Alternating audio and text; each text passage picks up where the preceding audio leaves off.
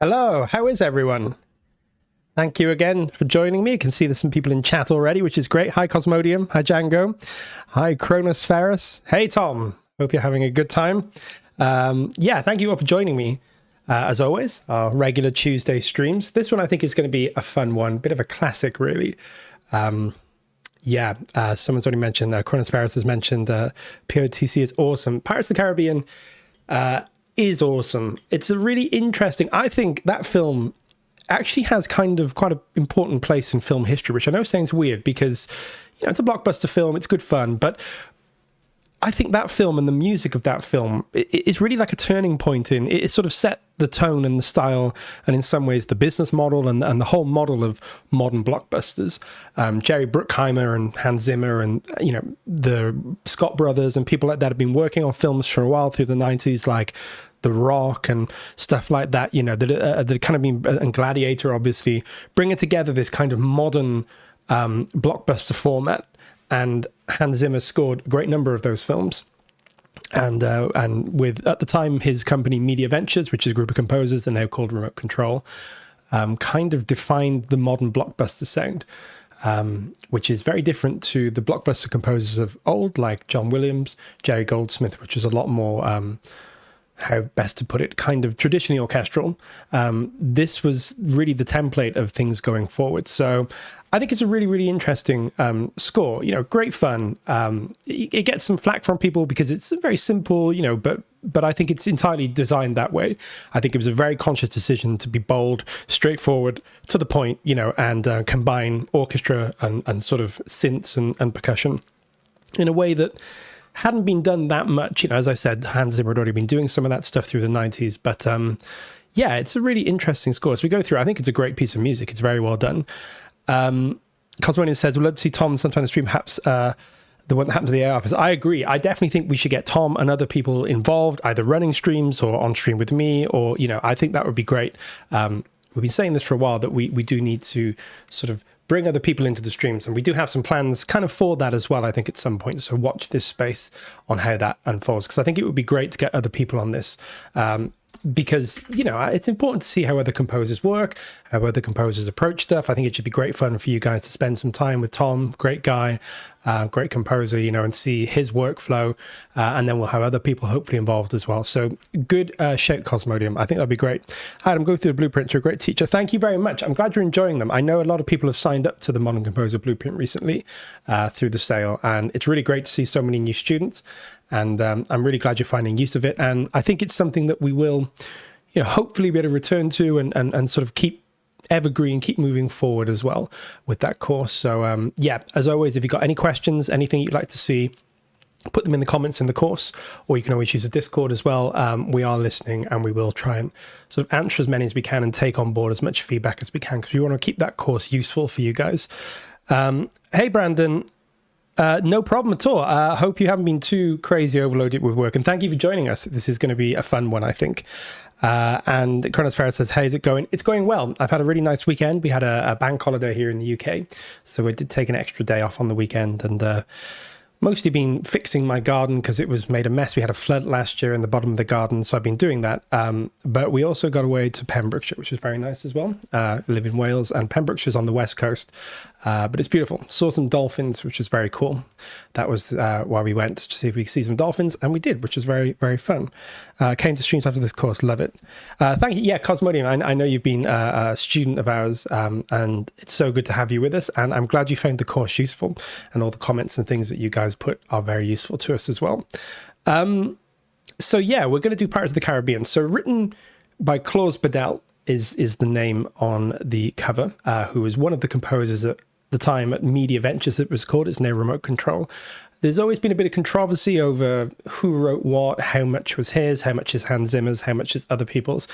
A long, boring story, but, there's some contention over exactly who wrote this theme, but it sort of doesn't matter. Ultimately, it came from the Hans Zimmer factory of composers at that time, and Klaus Badelt ostensibly led the team, that came up with this score and was the prime contributor to it. And it's a great piece of music, and I think it's going to be fun to mock up.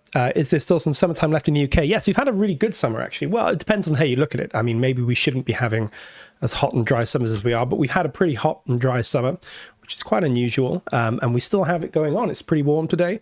I think it is sort of coming to an end, though. It usually does peter out about September, and true to form, we're having a bit more rain, a bit cooler. So I think it's going to be time to start, warming the house and getting everything ready for winter, because it can get pretty cold up here where I live.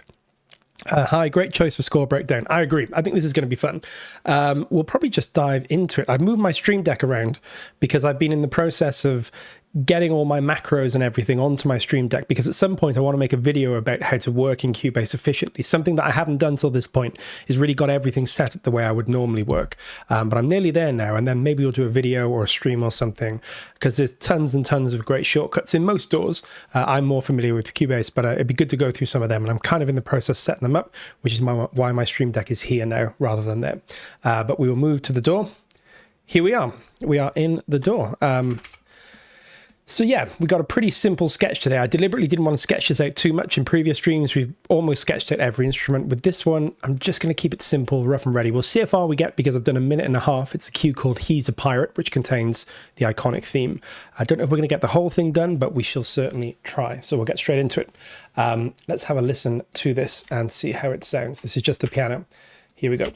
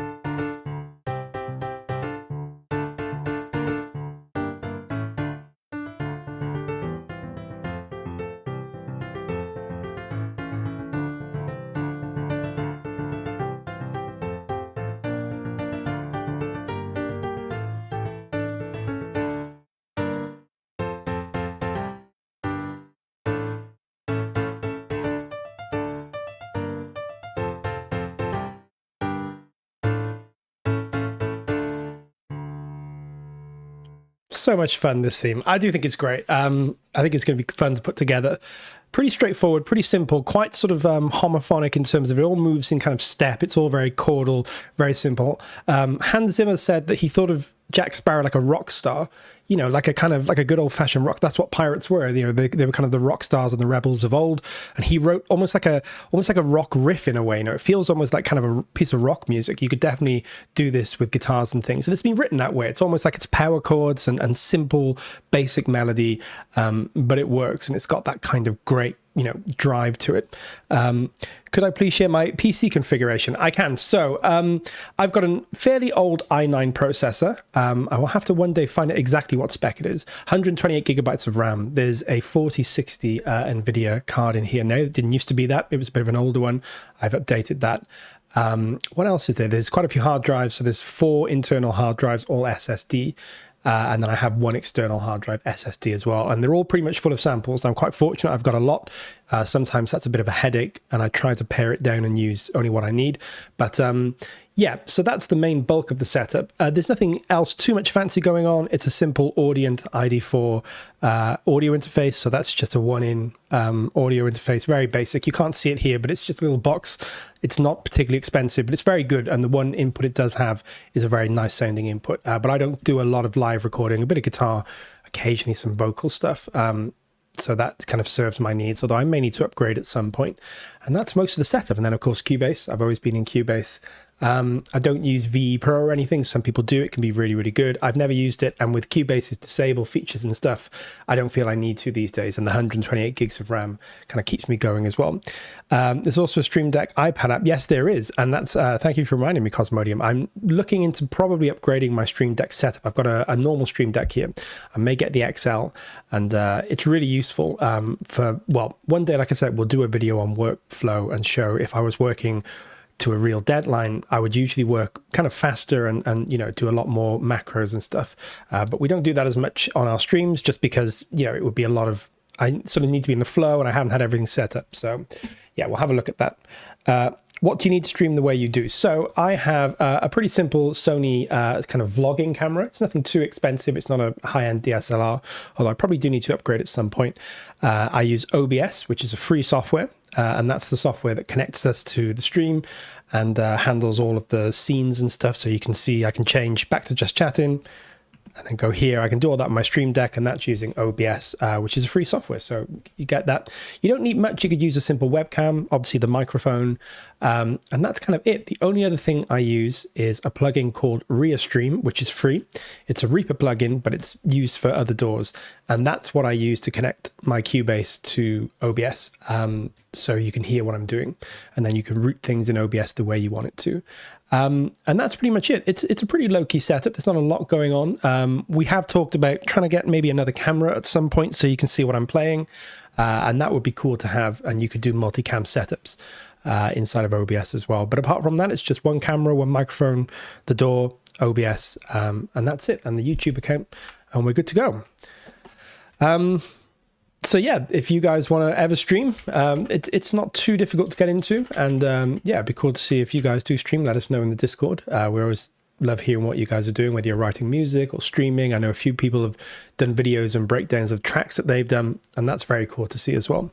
No problem. Yeah, my pleasure. Okay, let's get into this today and start thinking about what we want to do. So pretty much everything follows the same pattern here. There's not an awful lot of difference between the brass, the woodwinds, or the strings. They're all just doing the same thing. There's a couple of little flourishes here and there, and then we have percussion underneath that's driving it forward. And we also have some synth. There's more synths in the Pirates of the Caribbean score than you probably think, so we'll replicate some of them.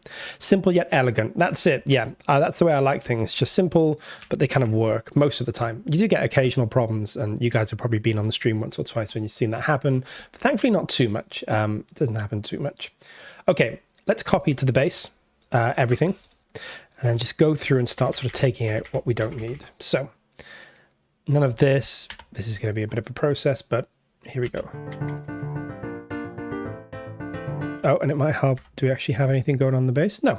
Some of these need to be reset up. So here we go. Very simple process. It's just because I've got old routings and things. I really need to spend some time and fix up this template because it's all a bit out of date now. But it's pretty easy to correct. So there we go. Nice. So we just want the bottom line here. We literally just take all of this stuff out. Again, there's usually things like macros that I would use to do this, but they're not 100% set up. But we'll go into that one day because I think it'd be really useful. I wanted to do a video on that kind of stuff for a while. That talented T, such an elegant man. I mean, not 100% sure about that, but the setup's pretty elegant and it's all PC based. I'd just like to get that in there because me and Ollie are endlessly talking about Mac versus PC. Very good natured, but Ollie loves his Macs. I've always been a PC guy. We've talked about this, we're only joking really. It doesn't matter what you use, they're all good, they can all do the job, but I'm just old and I'm very used to the PC. And yeah, it works pretty well. Okay, we copied all that over. So that's pretty much our bass line. It's all just these kind of, you'll hear it, it's just this. Pretty much the whole way through. It just provides this pulse.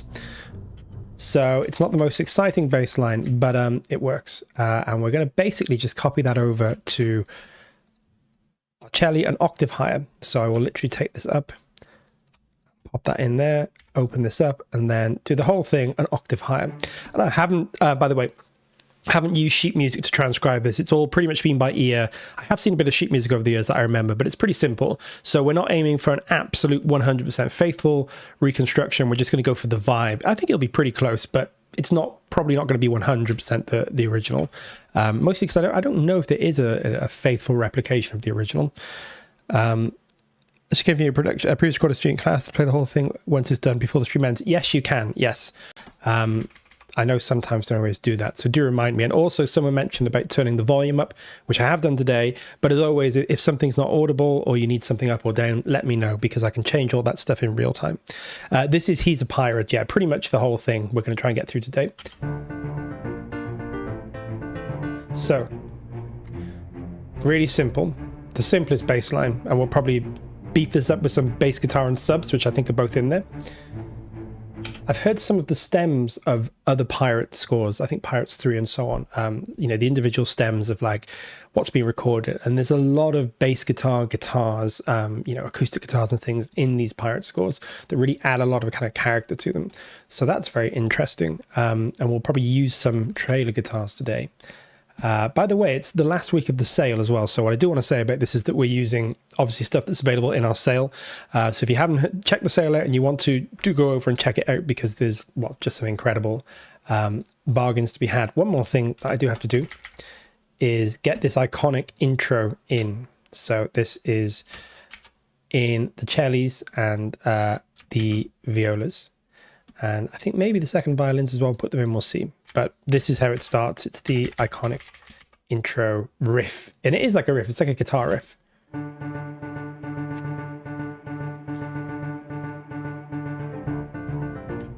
Just starting to get everything in there together.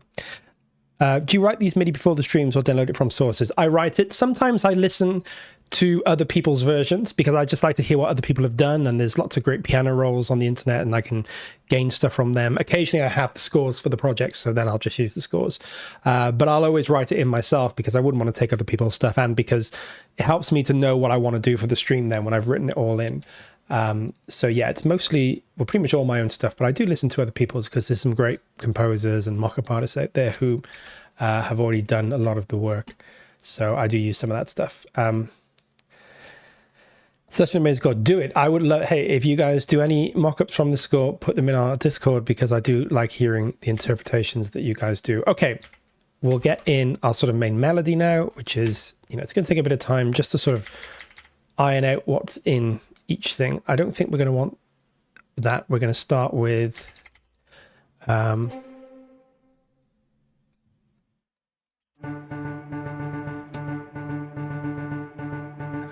so we're going to want all this gone. I'll take that out. And I'm just going to make all this a bit louder because it's pretty loud, this whole piece. It's sort of forte and beyond. It's not really ever dipping below that. How early decide on theme for every stream? That's a good question. We're trying to do them earlier so that we can maybe let you know pretty much as soon as one stream's finished what's coming next week. We haven't quite got there yet. Sometimes it's on the day. Usually we've got some ideas floating around that we already know we'd like to do, so we're not completely caught short. So yeah, most of the time it's a few days before. But as I said, because we've been on holiday this week, it's been a little less decided on that. But we wanted to do this one for a while. And just start shaping some of this. Little accent in there.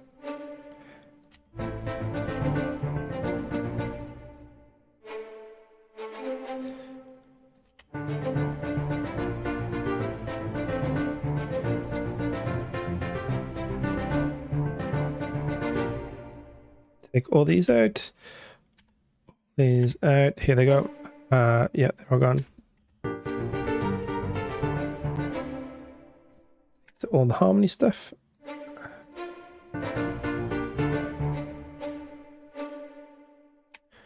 So we're literally just taking the top line.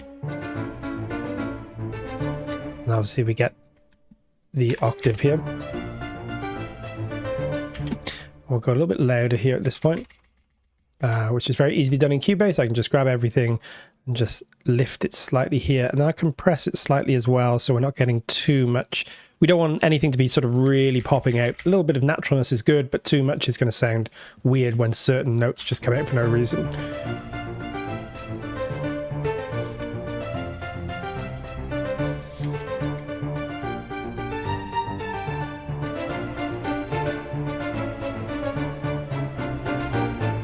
Really love that little section, right? It's so simple. It's not, you know, it sounds cool. It's not that complex harmonically, but isn't that just a great way to get to that next section?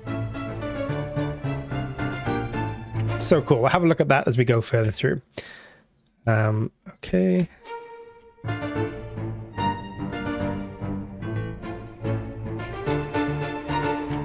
So.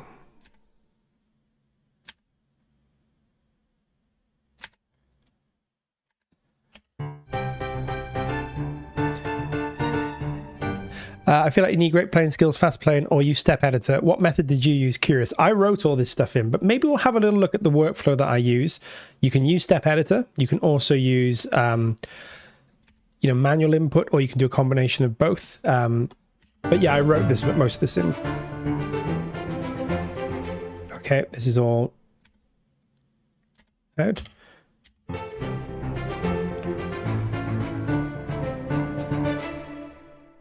Oh, do you want that note? Okay, everything gets a bit cluttered here, but that's okay. It's all in that top octave there. Once we sort of get most of this cleaned up, a lot of it's copy and paste. This is a very homophonic piece. There's not a lot going on really, but it's all very well put together.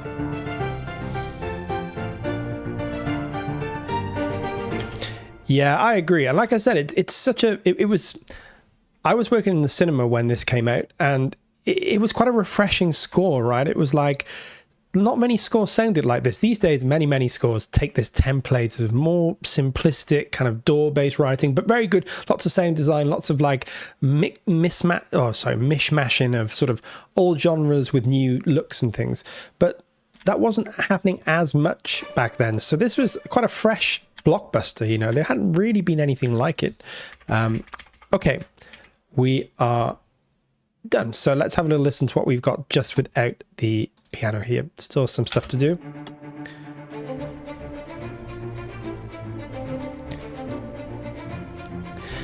So yeah, for the moment, I've got everything you can see on our sketch. I've got the whole thing on one sketch, all of the inner harmonies, all of the melody, all of the basses on one sketch. So what I'm doing at the moment is pretty simple. I've taken the bass, and that's gone. So the lowest notes of the piece have all gone to the basses, and then an octave higher, the exact same thing pretty much on the cello. And then the highest notes have gone to the first violins. We'll change things around as we need to. Now what we're going to do is put stuff on the second violins and the violas, which are the inner harmonies. That'll take a little bit more time, but then once we've got that, a lot of it's going to be copy and paste from then. Okay, so let's copy, pop this on our violas. And we'll also be changing things with articulations as we go through. Like I said, I'm not sure we're going to get the whole thing done today, but we're going to try. We're going to see how far we can get. Okay. So we want this. Okay, and this is where things get a bit trickier. Okay, so we don't want any of this. We kind of want this bottom line here. And we don't need to be perfect. I'm not going to worry about getting absolutely everything perfect. If it sounds right, it is right. So there may be a couple of inconsistencies here, but it'll sound fine.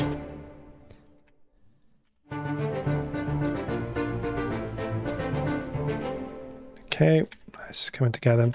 Yeah, I'm not going to worry too much about orchestrating this perfectly. And again, this is a modern piece of music where the orchestra is playing a more simplistic function that it normally would. If you were writing John Williams or something, you'd want to use the right instruments at the right time. It's really important. With a piece like this, it's much more kind of texture based, and as long as the strings are grooving, as we say, and sort of they're hitting the right balance, it's going to be fine. So I'm not going to worry too much about making sure this is the most faithful mock-up, because we don't need to. We just got to get the energy right for this. Okay.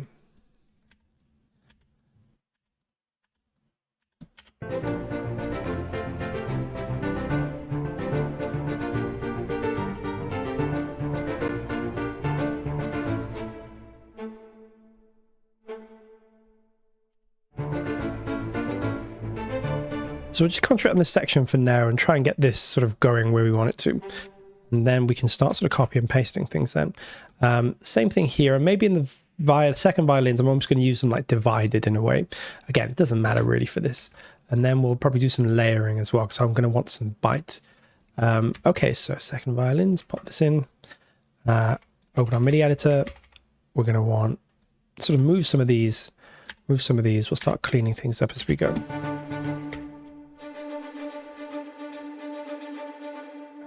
Quick look. Yeah, so we'll remove some of these low notes because they're not really going to be... As I said, I'm not too worried today about this. I'm just going to get the bulk of things out so we can get things going. I reminded the theme from Gladiator. Yeah, I mean, that's written quite similarly as well. Lots, you know, the Gladiator battle theme, very similar orchestration to this. Yeah. I can totally hear what you mean. And again, it was a whole new way of working in a way, you know, this kind of, right, you can tell this is written on keyboard. You know, you can literally tell that it's been written on keyboard. It's just chords moving in blocks up and down. Very simple. Probably breaks a lot of those traditional rules, but when you add the basses, when you add the synths, when you add the percussion, when you get everything grooving, really works. Very, very effective. So it's really interesting to see how this piece is put together. And as I say, there wasn't a lot of composers really kind of doing it like this back then.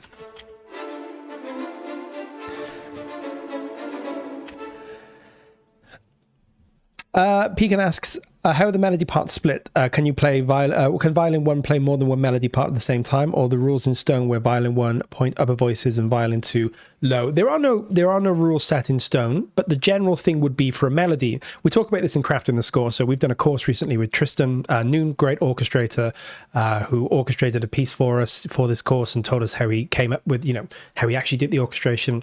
And he makes a really good point in the course. He says, you know, the melody is the most important thing. So more often than not, if you've got a violin melody, you will keep it all in the first violins because they're the violin section with the most number, or the string section with the most number of strings.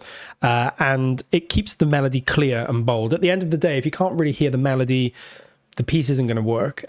So more often than not, you would have the main melody on the violins 1, maybe even double with the violins 2, which we do a little bit at this in this score as well later on. But yeah, I would definitely usually keep the main melody on the first violins, and this is a really good reason. Again, if you're talking more advanced things like John Williams and stuff like that, there may be reasons to split or get half the violin ones playing the melody and the other half playing some harmony or something. But with something like this, there's no reason not to just have everything playing on the first violins. Okay, so let's have a listen to what we've got now.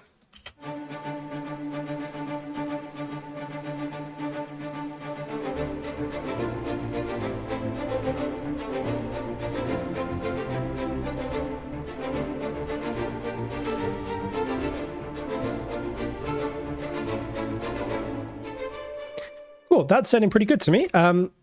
Again, like I said, this is such a simple piece that we don't need to absolutely orchestrate this to perfection. The one thing I am going to do is get a tiny bit of randomness here. So I'm going to start using some of the macros I've set up. So I can do this. I can grab all of my stuff and I can say, we're in triplet mode here. So just, yeah, we'll just do a quick like quantize on this with a few random ticks. There we go. And that's just going to make everything move slightly off grid, give it a little bit more of a human feel.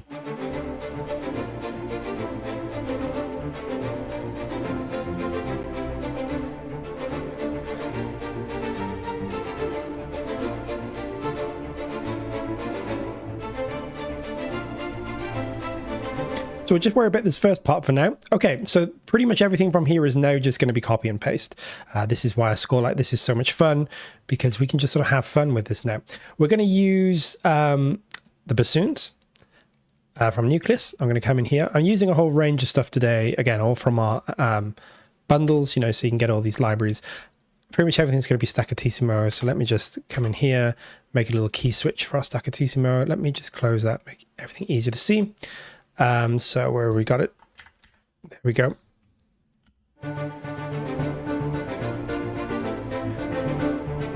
Pretty. What I'm going to do is extend the range here, so these can almost act like kind of contra bassoons as well, or bass clarinets. You know, we're sort of getting low on this stuff. So there we go. And then I'm just going to copy all of that up the octave. Again, this nice.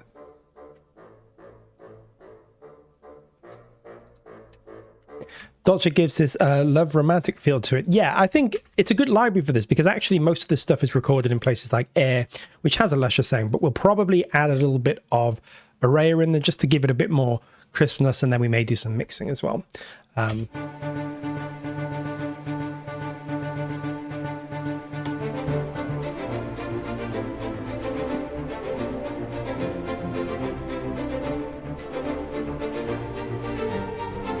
And we're just going to push the basses a little bit because they really are driving in this piece. You know, they're just pushing everything forward. So a little bit more to those and a little bit more to the violas as well. Sorry, the cello. Violas. There we go. Push them a bit, compress everything down so it's not too intense. Nice, and I like the bite of those. Okay, and then I'm just going to do a little ramp into this as well. So, where are we?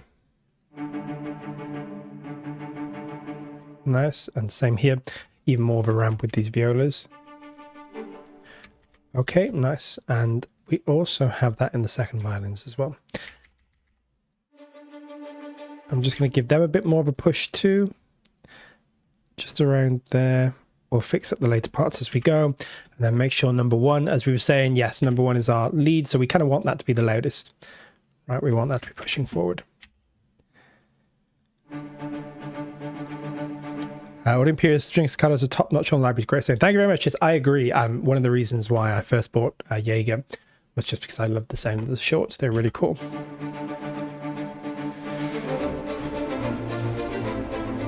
Okay, let's do what we said we were going to do and start duplicating some of these. So we've got a rare violins one here. Sounding really good. Thank you very much. I can't take too much credit because Hans Zimmer and Klaus Badart have done most of the work for me here. Nice.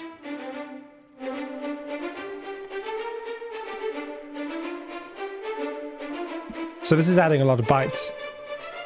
See?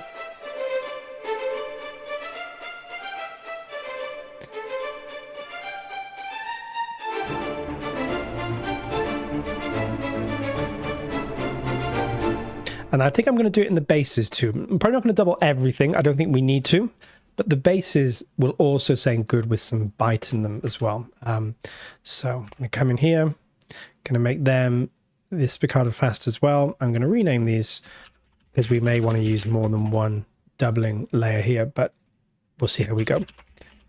Okay. Nice.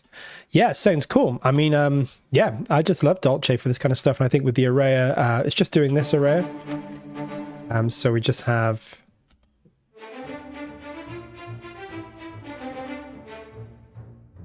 that's what our bass is doing.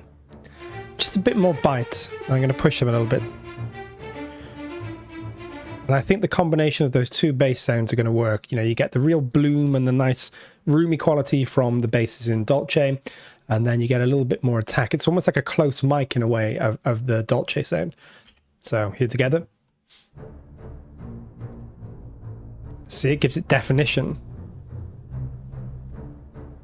Gives everything that little bit more push.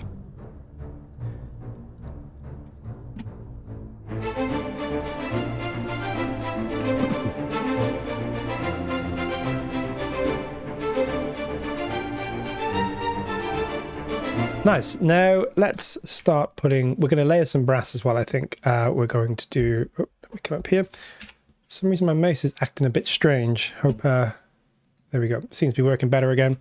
It's all this wireless technology. See, I'm old. I prefer the original stuff. Okay, let's use the fluid brass. We don't use fluid brass much on here, but it's really great. Again, sounds a bit like Dolce. Really nice room sound.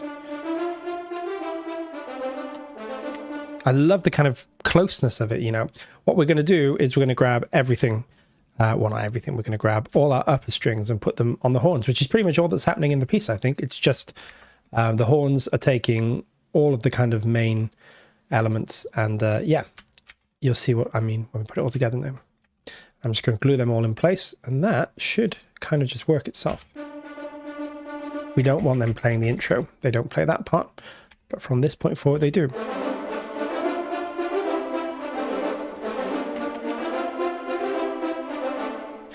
Cool, nice. Sorry about a little click in there. Don't know what's going on my computer today.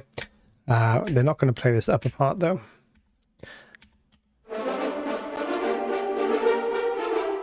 Cool. And then we're going to put them definitely on. I mean, we may just end up just using Jaeger and Talos instead. I'm not sure. They may be a bit too roomy, but we're certainly going to put them on Jaeger. So here they are. Let's take a little look. Jaeger Staccatissimo.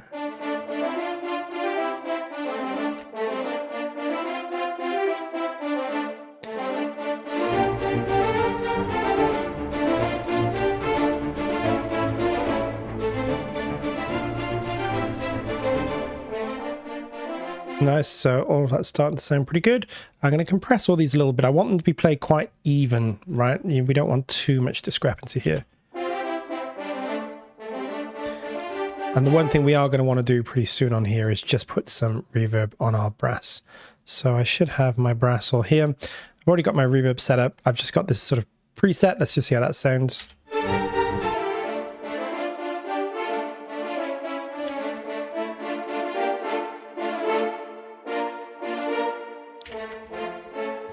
I think that's going to work fine. Yeah, sounding good to me.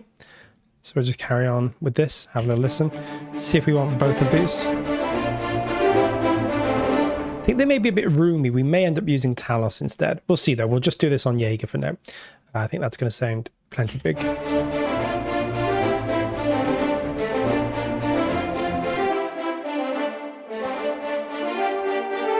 And take them down a tiny bit. Then actually, even though it's a really loud piece, they're not going to be playing. Brass players couldn't play up there constantly every note. They'd be more here. Just down a tiny bit.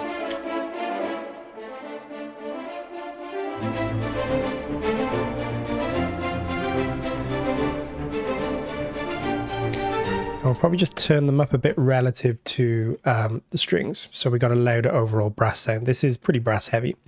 So we'll just take our strings down a little bit here. And that'll give us a balance overall.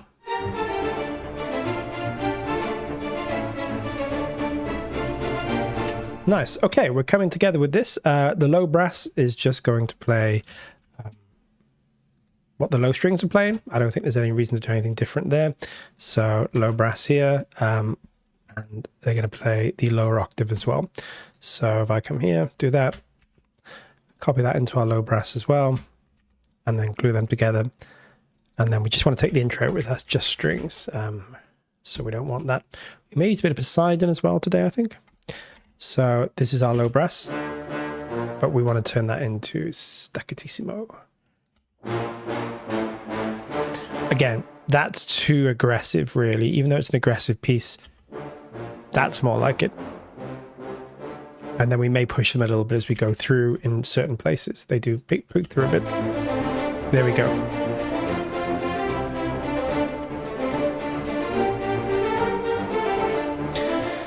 Nice. And then on the trombones, we're pretty much going to have the same thing that we have going on. I don't know if we copied our violas over as well. Let me just double check if we did or didn't. So there we go. And then we put them together. Yeah, that's looking better. Again, we don't want them. Oh, and same thing here.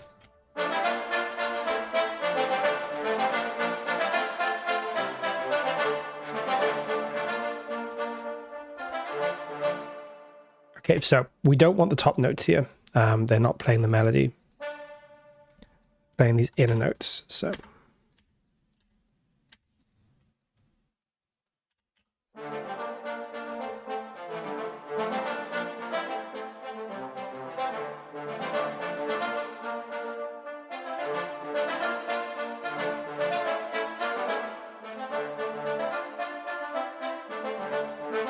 So that's more what they're playing.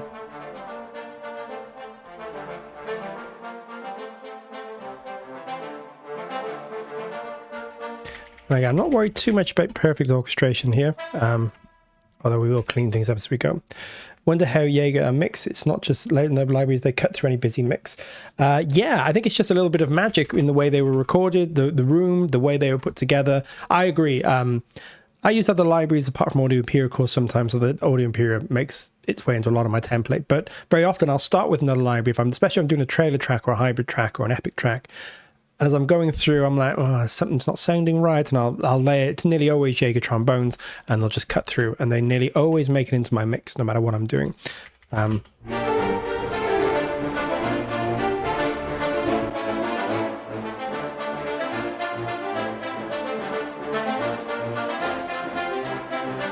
Nice. And what I'm going to do here, I'm just going to see if this works. I'm going to double the staccato horns with portato horns and see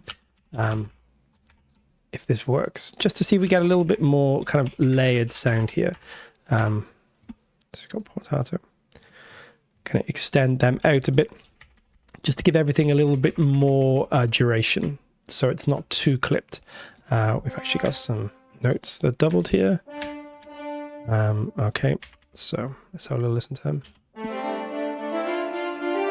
Sound a bit weird by themselves, but when I blend these in, I think they're going to add a bit more playability, if you like, or sort of performance to the horns. But they're probably going to be layered in pretty quiet. So let's have a listen.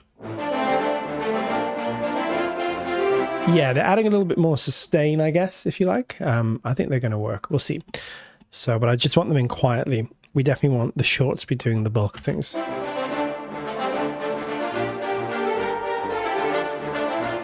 Yeah, see how they're just making the playing somewhere between a staccatissimo and like a marcato. They're just adding a bit of extra sustain.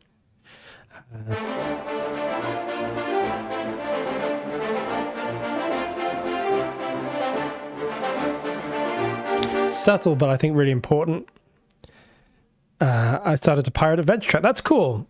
Definitely share that with us when it's ready. And I'm also getting weird, I apologize, I'm getting weird delays with my mouse, which is going to be annoying, but let's carry on.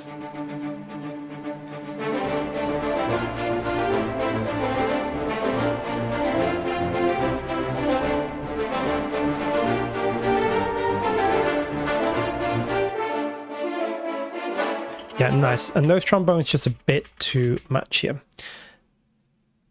These trombones are very powerful, as we were just talking about. They cut through so much that you actually don't need. Nice. And just to give this a bit of room, I'm going to duplicate this track and use Poseidon shorts as well. We don't use them very much in this, and they're going to be low down in the mix, but they're just going to add some room and bloom and sort of make these trombones sound bigger in some ways. But Jaeger will definitely be the dominant force here, I think.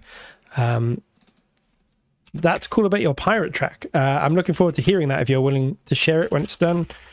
I do love a bit of pirate music. You just can't go wrong. There's Poseidon. We're going to go to, we won't use bass trombone, at least not yet. 2 trombones, core articulations, and then we'll find the staccatissimos, which are in here. I haven't used Poseidon too much, but it's a great library, so it's going to be cool to use a bit today. My goodness, we're nearly an hour in. We haven't got too much done, so I don't know how far we're going to get today, but we'll just keep going. We're in the zone now. So I'll listen to this. Oh, and this mouse is not helping matters. Don't know what's going on there.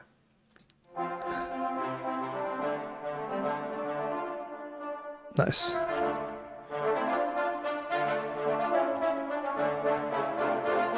They add a kind of realism, but they're not really that. See? It's like a room sound. It's a bit weird by themselves, but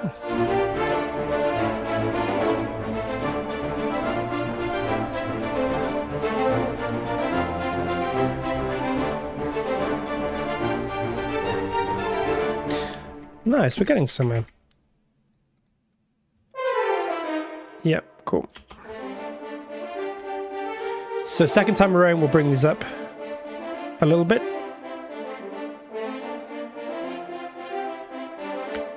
Nice, and then we'll also, the second time around, add these to our trumpets.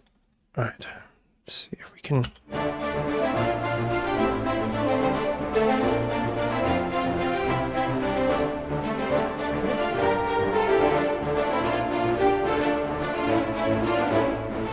So that there, I'll just cut these horns. That's all we want, really.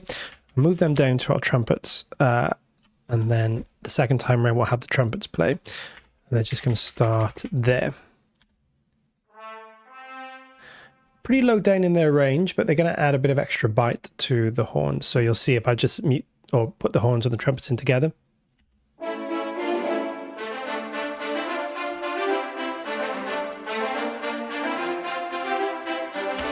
Again, same thing, very powerful trumpets, so we'll take them down a little bit, save some of that kind of forte energy for later on.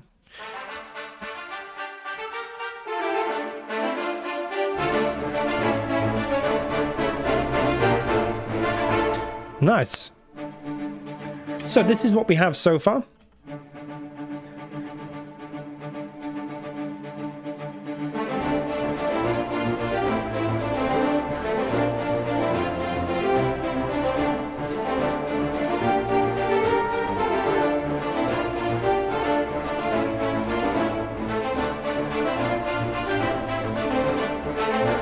We want those second violins to be much louder that second time around.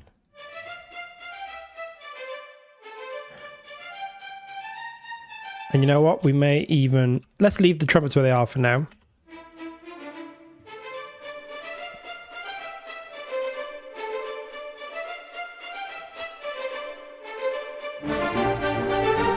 That's better. Now we're going to do a little secret sauce here. I think, I'm going to guess, I don't know this, but I feel pretty confident that there's probably a bass guitar in this piece of music. It's a very common technique that Zimmer uses a lot, and we do have a pretty cool bass guitar. Well, actually quite a few cool bass guitars in photosynthesis, so I'm going to use one from there. See how this just adds, or I'm hoping it's going to add some kind of texture. It's the best way to put it. We use a fairly traditional bass guitar, so we've got the bass guitar DI. Let's just see what that sounds like. So let me just copy our bass. It'll actually maybe be our cello. Let's try the cello. You can always bring it an octave down if you want to. It won't play the beginning. That's definitely not part of the bass. There we go. And then let's see what this sounds like on its own first off. Yes, it's an octave down.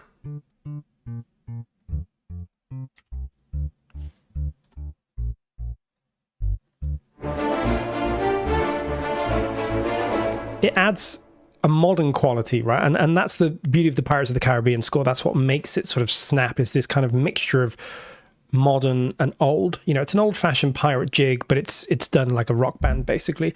Listen, hey, this just adds a modern element, but you can't really hear it.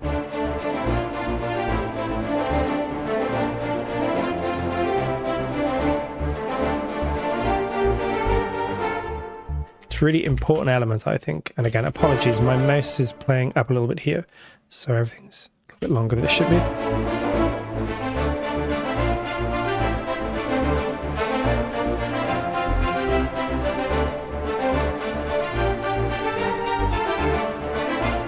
The trumpets are staccatissimo, yes. We may also use Poseidon trumpets as well, but we'll see. We'll get this in. I'm just going to elongate the notes a little bit on this bass guitar. I don't want them to be so plodding. I want them to be a little bit more random. In fact, let's use... do I have a random? I thought I did have a random here. Use a little bit of random velocity there. Velocity, there we go. That's better. So much in that.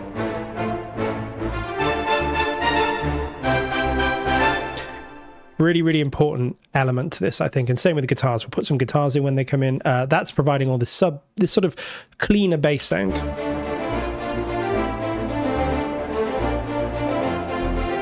Nice. And what I probably will do as a final bit here is take these and duplicate these over to our Talos horns. This has got to be a very brassy piece, right? It's pretty full on. So let's balance them together.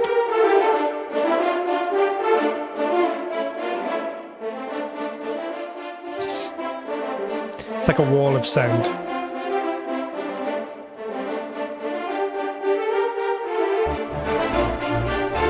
Hey, Adrian. Thank you for joining us. So let's see what we got so far. No percussion yet. In fact, let's go back.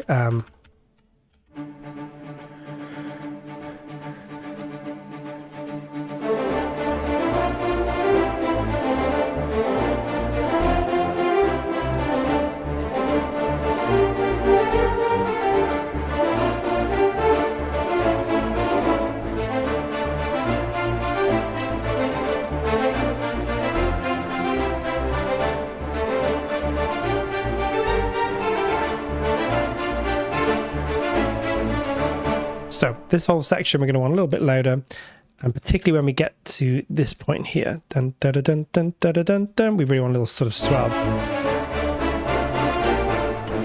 Really nice there, and same with the trumpets. We really want them to stick out. And in fact, that time, I think that little section there, I don't know if it happens in the piece, but we should make that higher. So they probably go there.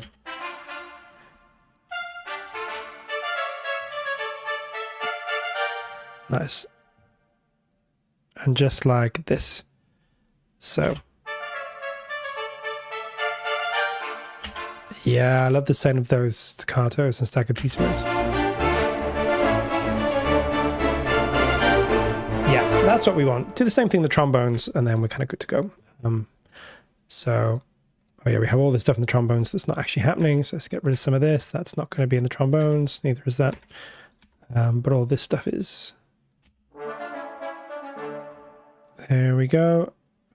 Add a little bit of random to those as well in terms of time. So. Yeah, we kind of want all of this to be pretty beefy on those trombones. For me, Super Simple Eloquent is way harder to write. It's easier to go all harmonically. I agree. And that's why I think sometimes Zimmer gets a bad rap. There's a lot of quote-unquote purists that, oh, you know, he doesn't use the kind of conservatoire, you know, theoretical, symphonic, you know, the old-fashioned style of using very complex harmonies and things. I think he's well aware of that. I think what Zimmer's managed to do is beautifully combine modern and old in a way that speaks to people, you know, and sort of re-renders old genres in new and interesting ways. That's why he's pretty much rewritten the rule book in terms of how soundtracks sound. So yeah, I think he's underrated as a composer.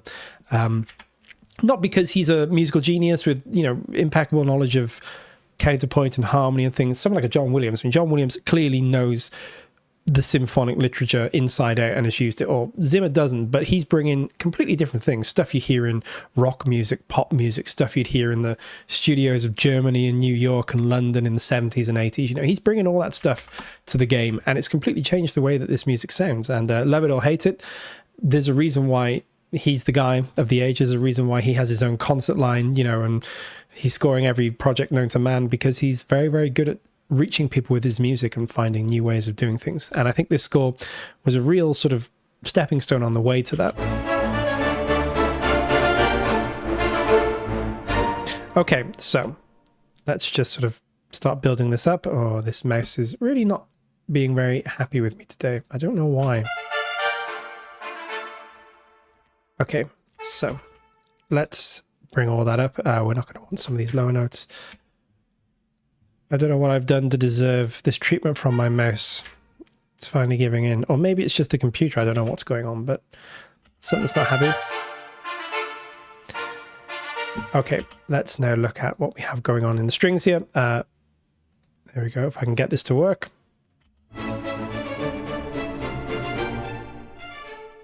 So we want... This has all got to be pretty...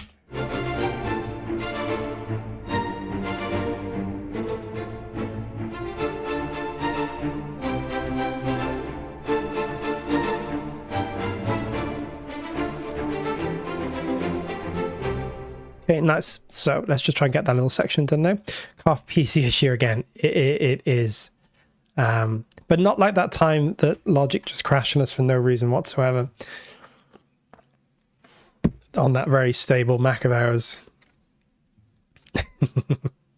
Yeah, I don't know what's going on with it. It's these wireless things. Everything should have a wire. How do these things work without wires? I don't get it. I'm suspicious and confused.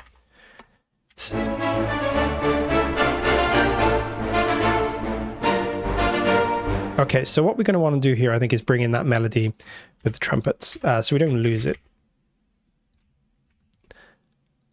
There we go.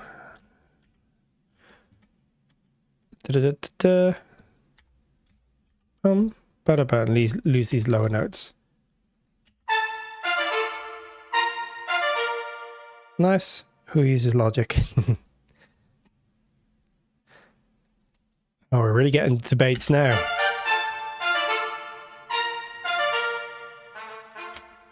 Let's go a bit louder.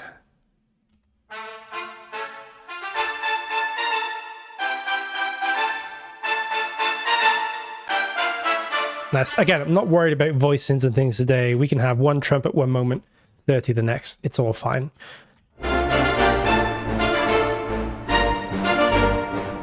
They're a bit loud though. We don't really want to hear the trumpets here. They're just reinforcing. So we may also put them as well on the upper woodwinds. Get a bit more of the woodwinds. So let's just put them on these flutes for now. We've already got them staccatissimo, so that's nice. Oh, flutes. There we go. Nice. Simple but effective. I use Logic. It's cheap. Nothing wrong with Logic. I like Logic, but I've always been a Cubase user and I do like Cubase. That said it better, I think. Oh. You know what? We're going to reinforce this. I'm going to just bring this. Let's try these energetic shorts at this point. I don't use enough of these things, right? There's so many great shorts in Dolce. I mean, there's so many. Some of these have 4 or 5 different shorts. Let's see what these sound like. I don't think I've ever really used these. Oh, they sound great. They're not even there. That's probably me. Yep. Classic. Using my setup from far too long ago when I moved everything around and haven't changed it. Come from EDM and still do. Yeah, I mean, a lot of great music's been written in EDM, and EDM's had a huge influence on trailer music and also modern sort of scoring as well. So let's listen to this. Nice. I think they're going to add something quite nice there. Yeah, cool. That's pretty much what we want, I think.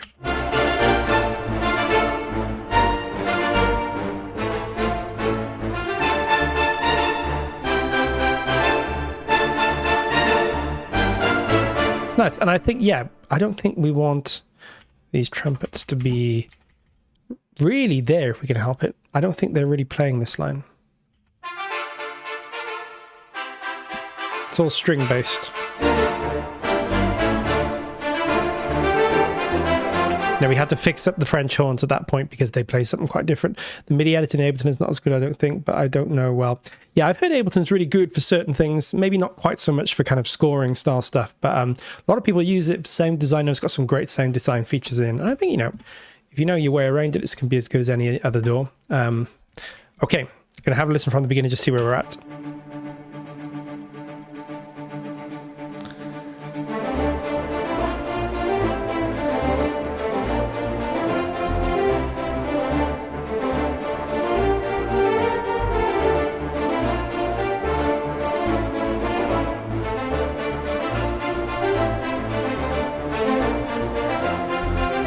Nice. I'm going to maybe just bring in those energetic shorts from here.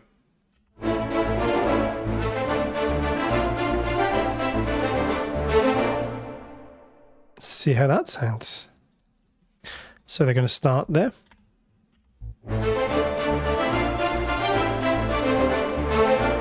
I like them.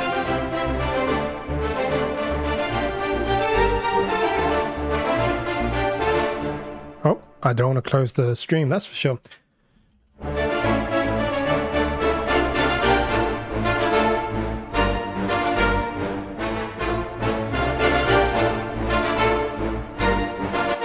So, let's take some of the stuff out because we don't need it.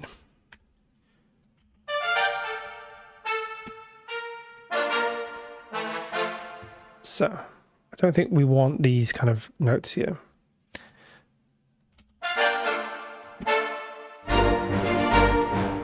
That's better, I think. Yeah, nice. I think that's better. These trumpets don't need to be so aggressive here. We're really moving to a more string-based section here.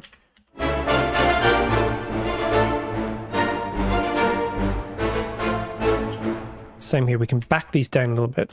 Because this is all kind of building up here. Dun, dun, dun, dun, dun, dun, dun. And have this one, and then bring these down. This can be more string focused.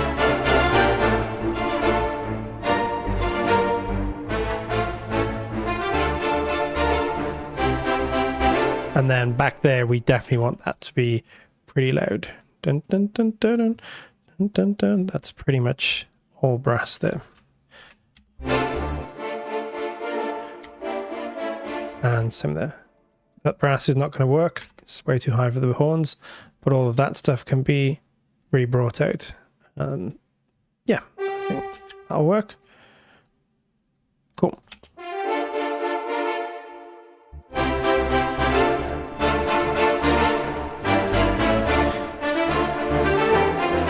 That section there, if we get to that point, we'll have to fix that up because the horns play more of a kind of legato line there, or certainly more Mikado like. So maybe we'll just try and get some percussion in at this point. I'm not sure. Who cares? I agree. Yeah, I mean, at the end of the day, we joke about Mac and PC and all this, but it doesn't matter. All I would ever care about is people are making music and how cool the music is. You know, I've heard some of the coolest stuff from FL Studio and Ableton and all these so-called non-professional doors.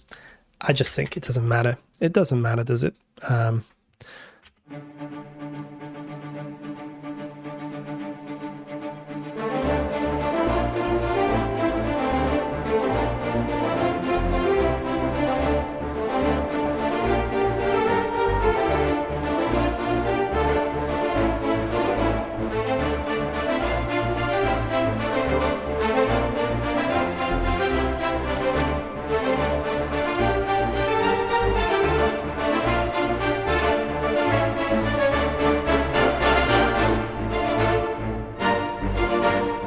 I think we're going to add some percussion, because if we don't get this finished today, it'd be good to at least get one part finished. First thing I think we're going to do is add the low notes in the beginning. So I'll show you what I mean now in the brass. So let's have a little look what we've got here. And yes, Alan Silvestri was originally hired to do the score. That is true. One of those pieces of film music legend that for whatever reason, I've heard that the reason is just that he wrote a more traditional score, something that was a bit more like the movies of the 90s, you know, more orchestral, more swashbuckling, like Cutthroat Island or something. And they were looking for modern, you know, hip, much more sort of not conventional, rather, much more contemporary score. And yeah, Silvestri is a little bit more old-fashioned and a nod to those kind of swashbucklers of the 60s and stuff. And that was just not the direction they were going in. It happened quite a few times in, you know, film music, where there's just a change direction, the so-called creative differences. Okay.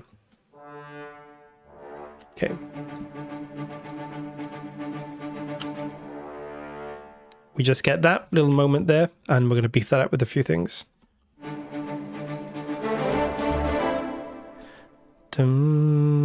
Nice. So that's nice and simple there.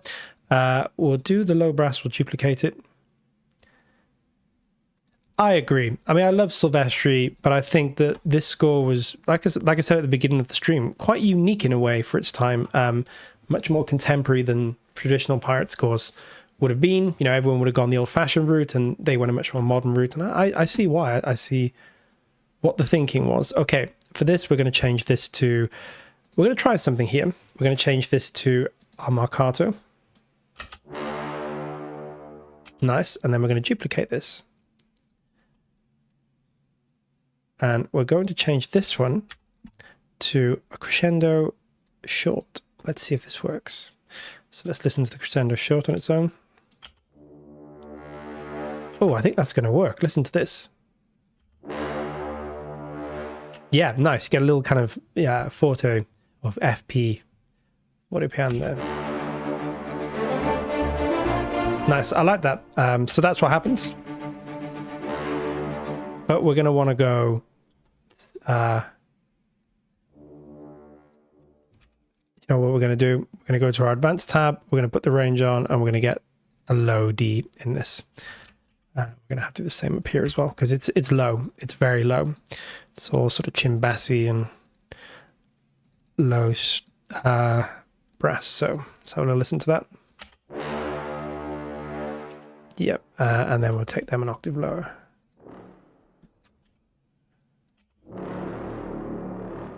They sound a bit weird by themselves, but as I put all this together, hopefully it will sound a bit better. The strings are pretty much all Araya and Dolce. I've done it again, nearly start the stream. I think at the beginning it's just Dolce. I love the sound of Dolce, very cinematic, I think.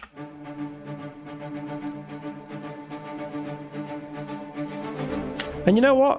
Why are we not doubling these with a bit of Araya? Because I think this is a perfect moment to get a bit of Araya bite in that stuff. So yeah, let's go up here. Grab this one. Oh, they're already here. Making life more difficult for myself. I think Araya sound great at this point, so let's have a little listen to Araya by itself. Yeah, I love it. That's going to be quiet though. I really want to just bring them in almost from nothing. Just ramp them in like this. Nice. Okay, that's sounding pretty good to me. And then, oh, wrong one. Just want to bring my little swell up there. Okay, and then I'm just going to use Poseidon. That's the sustain. I might use the bass trombone from Poseidon. It seems like a very good moment to use the bass trombone. Kids got a horror movie for us. Yes, we did do Alien last week, which is quite horror based. It was definitely in that horror mode. That was good fun. Poseidon, let's do a bass trombone. Then we'll move on. We'll try and get some percussion, because percussion is a huge part of this piece of music. It's never really going to sound right without it. Again, Hans Zimmer loves all that percussion, the toms and the drum kits and the snares and stuff. Yeah, that was a good fun one. We did a stream last week from the Audio Imperia office, and we did a bit of Alien. We did some live scoring, and it was very, very good fun. I think we'll do more of that in the future. There we go, nice. Okay, so let's listen to just what that sounds like.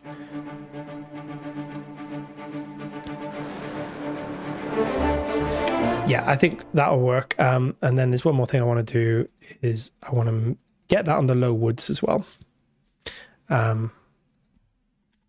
It's definitely going to work nice on the low woods. So on those bassoons, I've got this extra challenge of this weird lag in mouse today. It's all part of the fun.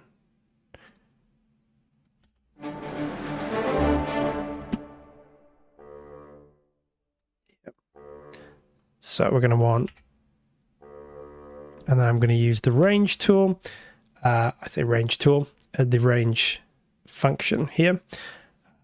Get that all the way down to a low D. It's going to sound a bit weird by itself. That sounds pretty good to me. And then draw a little curve here. Don't know what my modulation is. There it is. Draw that curve in. Nice swell, and that should sound pretty good. Yeah, that's great. We're missing that kind of reediness. Yeah, nice. And we'll just sort of elongate those over so they start the piece. Get a little bit of smoothness between the transitions. Nice. That should just help make everything sound a little bit more smooth.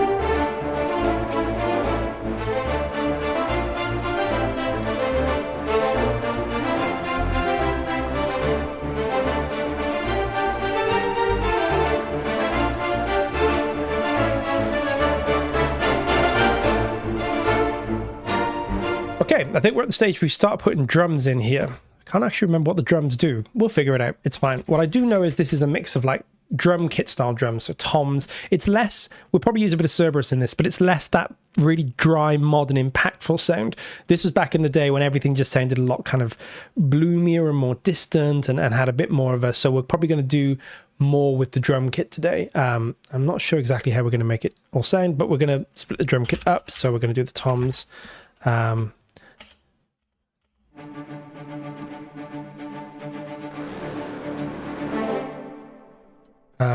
Let's find our toms. Do we have any drums in here? They're all up here. Have I got? Yeah. Let's see why. So nice. Okay.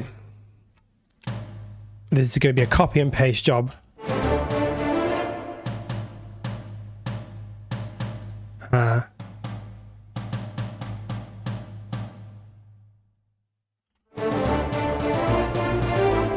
Nice, we'll get them layered. We're going to beef these up. We're probably going to do some processing on the drums. We'll see how it all goes. They're going to need to be a bit bloomier than that. Okay, cool. Probably just do...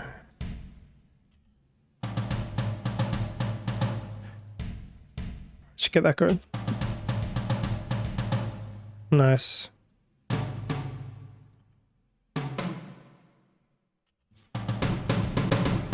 Might be a bit soon for all of those drums. That's going to sound a bit wacky and weird.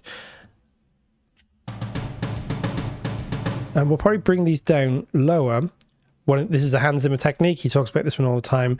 Lower velocity drums, higher in the mix. So instead of having big crashing, smashing drums are a little bit more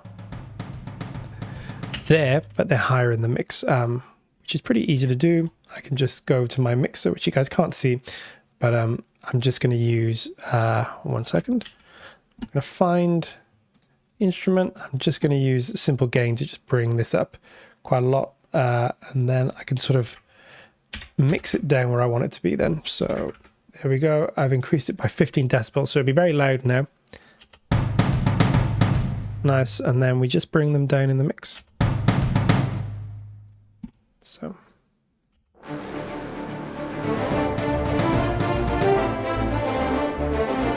Okay. And then what I'm going to do is I'm going to start sending these. We're going to need some Hall on this. We're going to need to just make these sound a bit further back.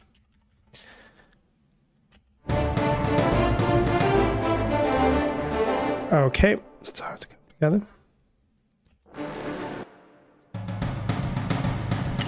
Probably a bit too much there. That's a bit wacky and indistinct.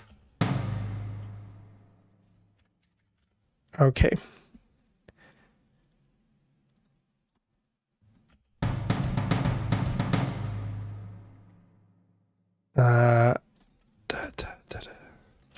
Copy those over. Dun dun dun dun dun. Dun. Make sure that's a bit louder. And what I'm going to do is my macros that I've started setting up here, make these a tiny bit smaller, add a tiny bit of randomness to them, and a tiny bit of, I'm actually going to do time randomness, and then probably a tiny bit of velocity randomness too. Put them up. See how the randomness is making them sound less uniform and robotic. We'll worry about mixing as we get a bit further in. We're not going to worry too much about that right now. Maybe when we really get round to it today, but we'll start getting stuff in.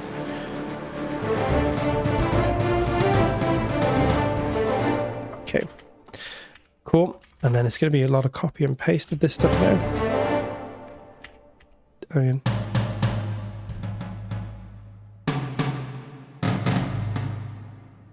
Copy that over, and we'll start to get a bit of groove going here. A little bit of an end outro there.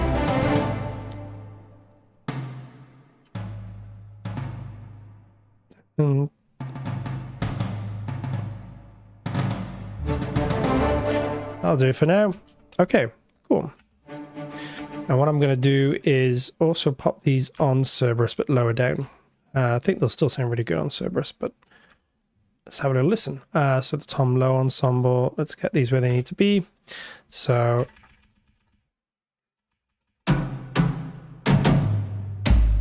there, I think that low tom. Okay, so let's just mute those a moment. Oh, actually, I want those on the low toms as well. Bum, bum, there we go. You know, if we don't finish this one today, maybe we'll do a video where we do finish this like we did with our Wonder Woman score. Because we didn't quite finish that on stream, but then we did it in another video. So maybe we'll do the same with this one too. Yeah, nice. All that low bass goodness. Might be a bit too bassy, but we'll leave that for now. That's really going to support the...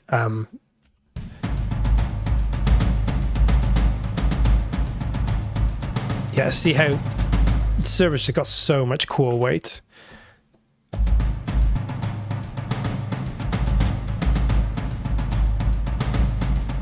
And in fact, I think those Nucleus.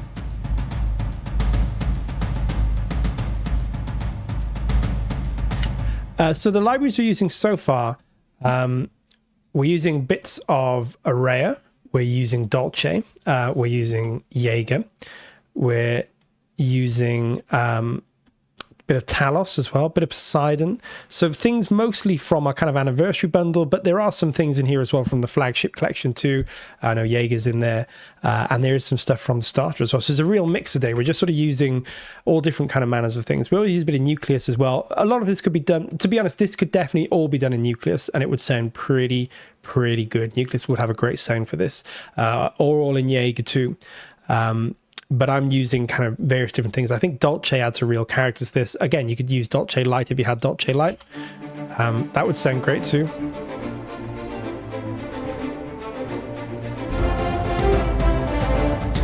Okay, so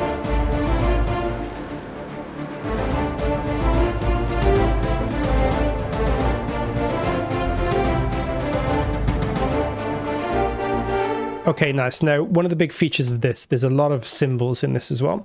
And there's a real kind of cymbal pulse going, I guess. So we'll get that in now because that adds so much to this. It's just following those bass notes, that dun, dun, dun, dun. There's a constant kind of 4 beat here. Again, like rock music. So we'll get them in. Duplicate our Nucleus cymbals, or our Nucleus drum kit. Call this cymbals. And then just get that in and then start seeing what have we got here. So I might use, it's going to be the ride. So E4. Yeah, those two, I think. Just the pulse on those two. So, okay, let's see where we want that to start.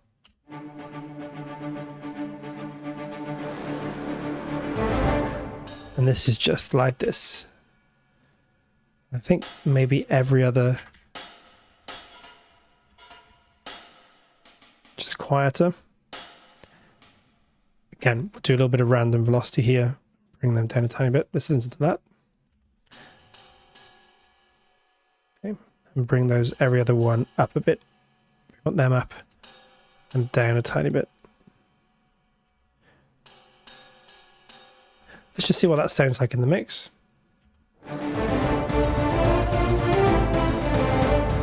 So it's that kind of a sound. You know what? I really think I'm going to bring them onto the downbeats under. Do they work? Yeah, I think that open hi-hat gives us much more weight. So the combination of the both, I think, works quite nicely.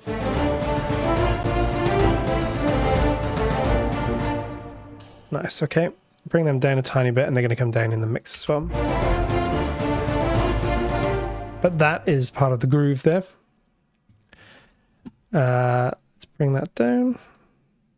See where we're at.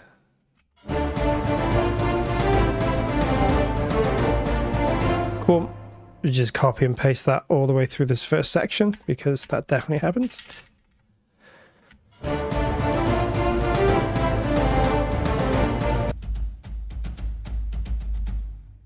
Okay, nice. Bring them up a tiny bit more aggressive.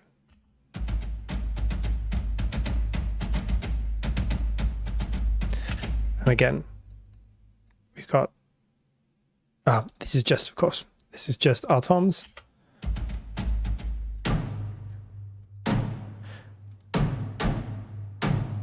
Start to get some counter groove going on here, something that's sort of going along. Like that, to kind of pick out these notes.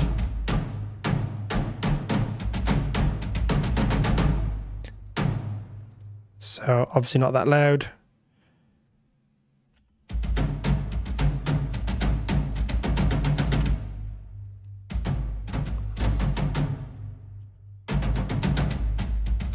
Nice, okay.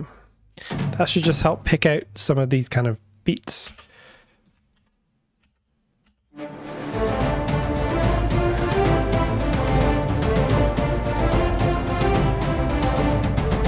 Okay, it's starting to sound pretty good. Oh.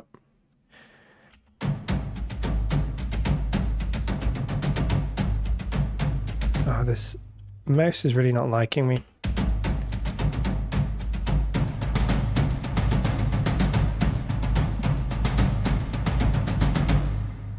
start doing a quick mix on these.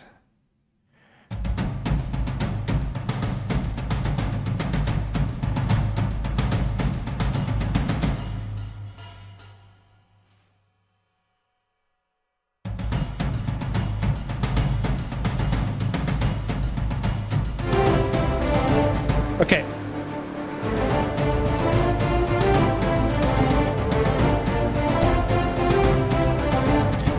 We'll just copy and paste these for now. We won't worry too much about getting these programmed too deeply. And we got a bit more work to do on the percussion, but we're just sort of getting that groove in. There we go. So nice, easy copy and paste. And again, this kind of works with this kind of music.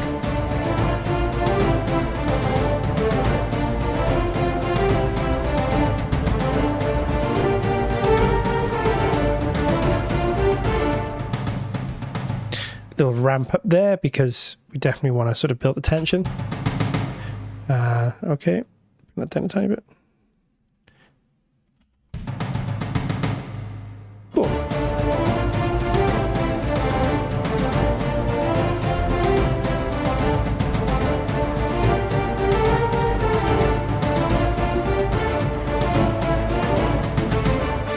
Nice. And then we're just going to get some clicks and clacks in there as well. Don't really remember them being in the original. But anything we can do just to keep that kind of percussiveness going. So I think I'm going to use the clacks.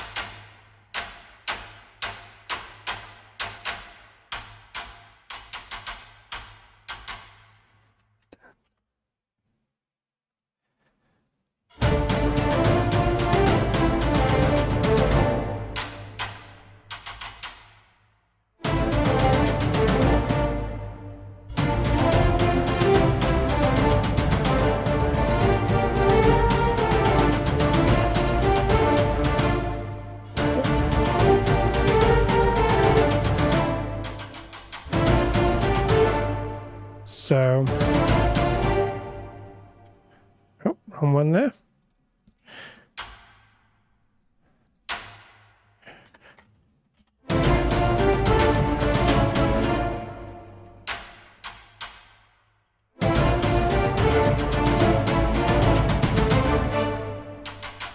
of course, they'll come down in the mix. They're not going to be that loud, but just to get the idea of what they're adding. Where are they?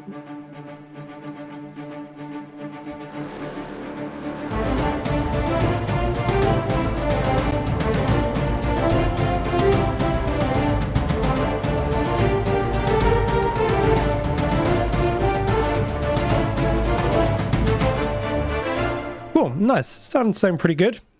And then we'll just copy that over. And we'll just add a little bit more aggression to the velocity here. So let me just glue those together, grab these, lift all this up a tiny bit.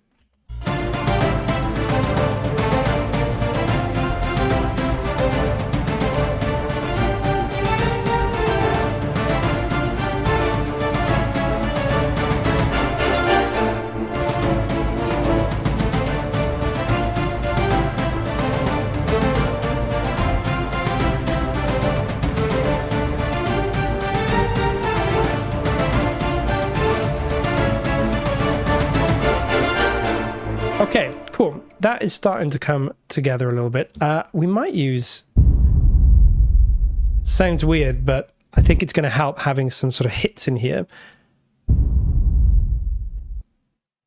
We're almost sort of replicating these big, huge drums. So... Okay.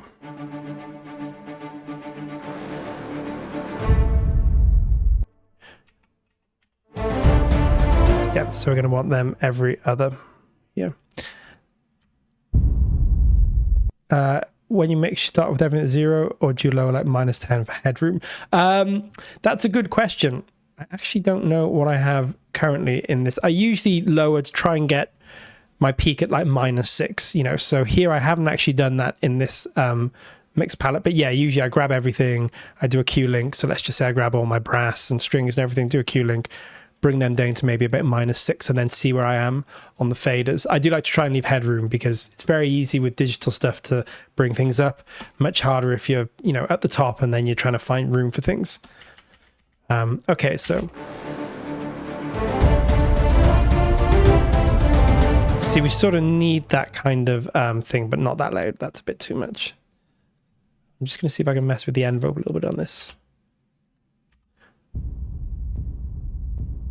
Kind of want the actually, you know what, I can probably do that with a plugin afterwards. We'll do that we don't need to worry too much for now. Just trying to get a kind of low end sort of weight to that percussion, so you'll see it's adding quite a bit, that kind of low percussion.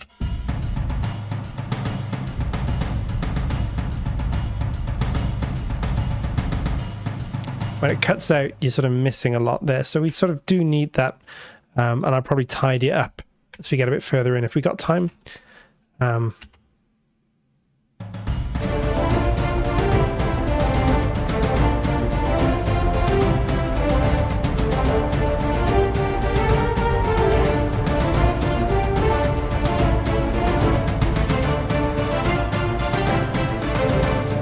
Okay, nice. So then maybe you'll just try finally getting these taikos in. I don't know if there are taikos in the original, but hey, you can't go too wrong with taikos. So.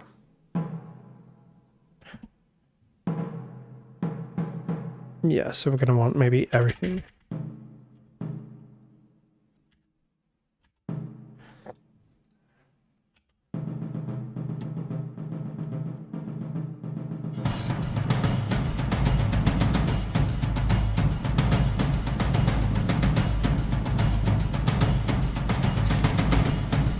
We've got quite a nice sort of groove going on now. Everything together is kind of working quite nicely.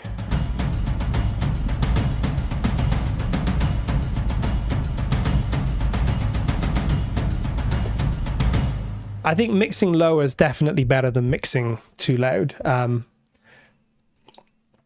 I say, these days with digital, you can easily add 10 dBs a gain, 20 dBs a gain. It doesn't really make any difference, you know, if you want to move things up that level, because the fidelity of digital is so good. But yeah, that's always easier than trying to find room when you've got a really hot mix and, you know, you're crushing everything and then you're trying to find space for stuff. Okay, the final thing we're missing here is piatti. It's such a huge part of this piece of music. It's almost impossible to imagine this piece of music without the piatti, so let's just use Jaeger ones. Nice. Maybe we'll push them back. Yeah, I think that's quite nice. Something like that, I think. Oh, let me just double check. Cool. Dun, dun, dun, dun, dun, dun. There we go. I think these are pretty much in every beat, but we'll sort of modify the velocity so we're not getting too rigid a sound here. So something like that.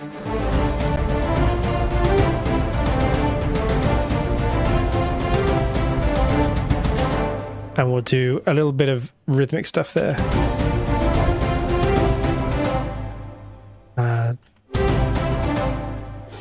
A little bit of syncopation.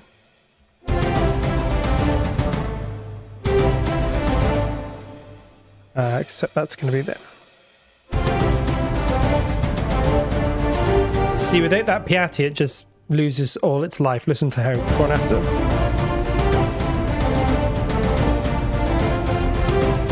And without, kind of sounds like you're missing something. And when we, again, mixing is quite an important part of the Zimmer stuff because it's all got to be put together. But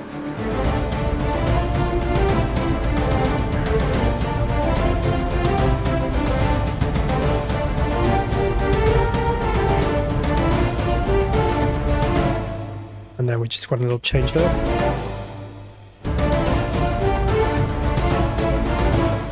Dum dum da da dum.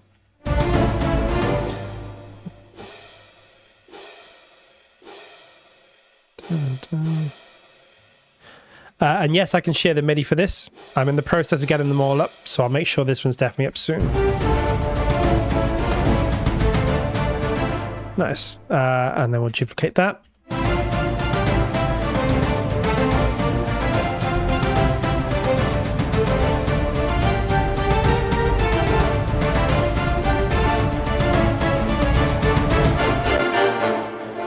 Okay, nice. We'll just do a really quick bit of mixing here just to get these all sounding roughly where we want them now. So our brass relative to our strings. Oh, again, getting problems with this. My mouse. Really not enjoying my life. There we go. Okay.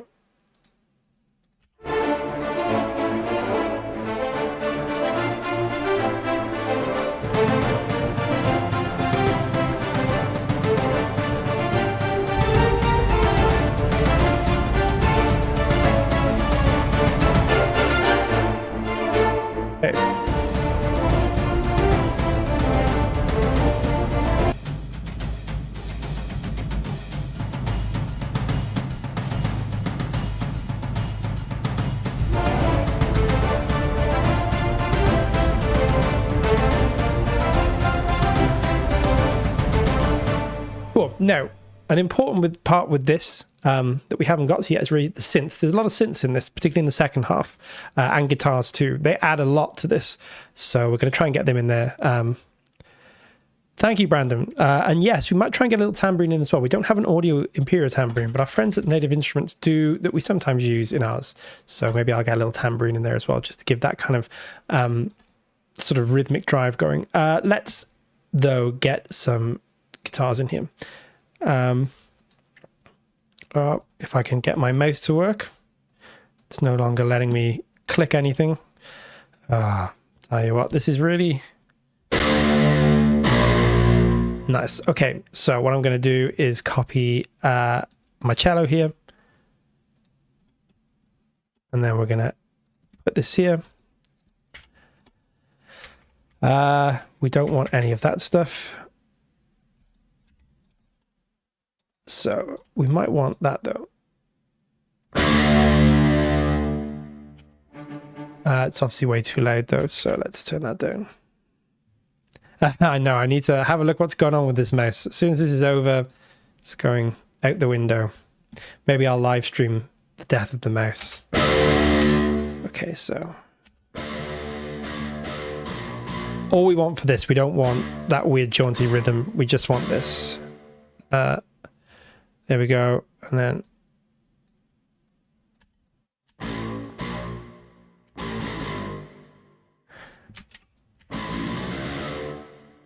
we got B flat and F.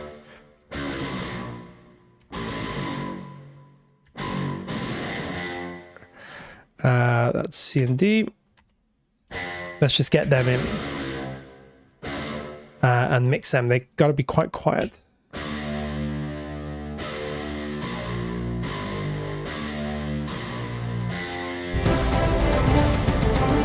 Right, there's all this kind of high-end energy comes from bits of distortion and synths and things, so you can see it's adding a lot, but we want it quieter.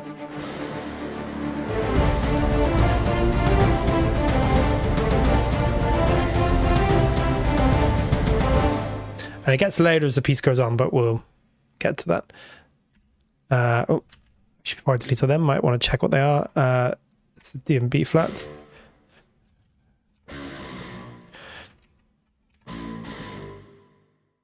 Okay, get rid of them.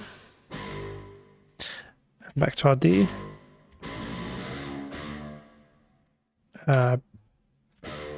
B flat. D. And then a nice A there.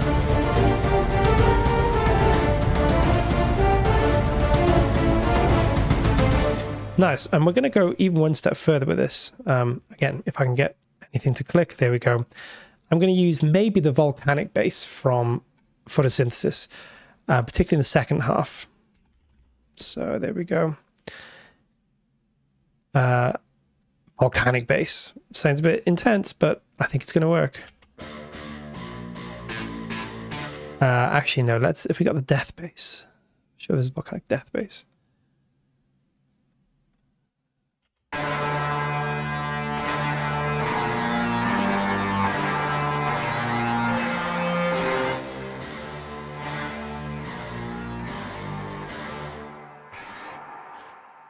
Okay.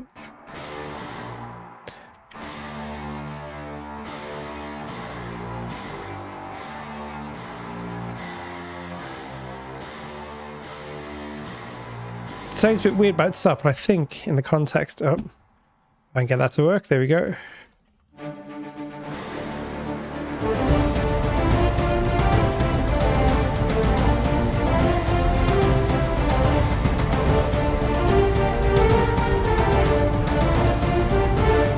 Yeah. So we can really bring them down. Let's pick the gain down there.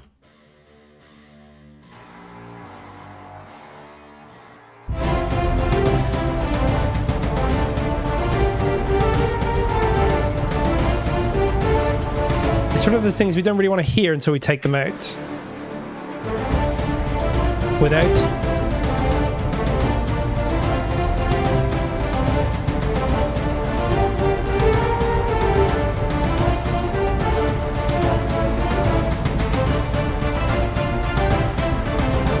And then same thing all over again. So.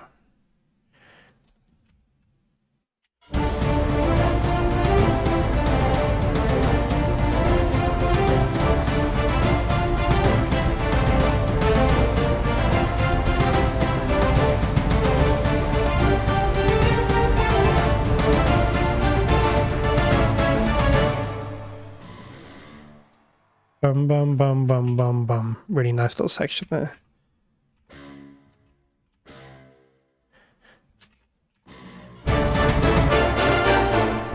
Nice. Yeah, it's energy. It's and this is the key to like Hans Zimmer scores. Even the traditional stuff, if you dig into it, there's a lot going on with synths and stuff like that. It's all really quiet in the background. It's not stuff that you really hear. What we're probably even going to do is maybe even mix this with something like a Vital. So yeah, you go to free synth called Vital, use this sometimes. I've got a saw here somewhere, pretty sure I've made myself. Maybe this one will work. Are we going to get any sound from that? What's going on here?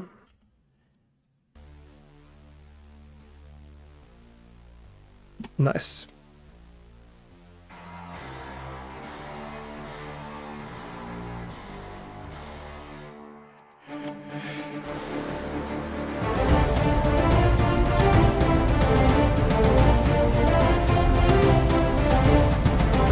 It's all really quiet, but without it, it begins to lose a lot of energy. So yeah.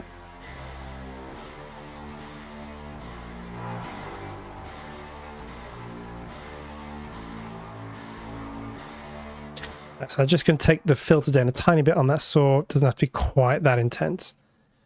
Oh, listen. Oh, is that filter even working? Do I have anything going to it? Ah.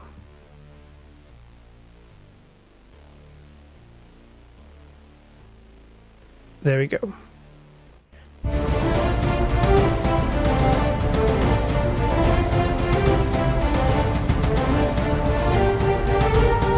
Yeah, it's really, really subtle, but really, really important, all this kind of energy. And I don't know if he uses sort of super saws and things like that in the actual piece, but there's absolutely no doubt that he's using a lot of heavier synth elements than it sounds like. So we're kind of replicating some of that here. And again, this is if you do epic music or trailer music, you'll always be using techniques like this. Even when it sounds purely orchestral, there's tons of stuff going on.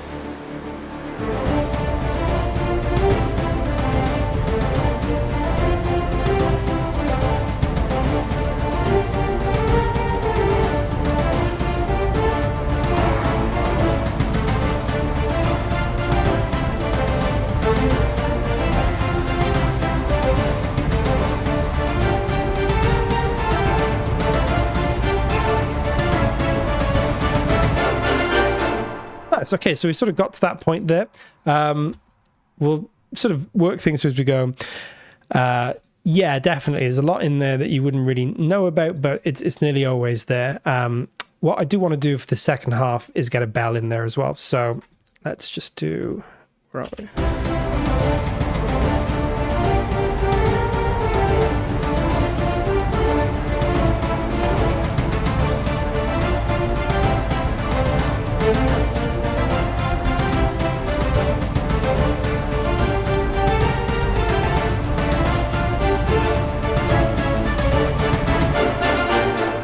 Okay, it's starting to come together now. So let's get that bell in there for that second half. Tubular bell, another instrument that's used quite a lot in Pirates, but you wouldn't necessarily know.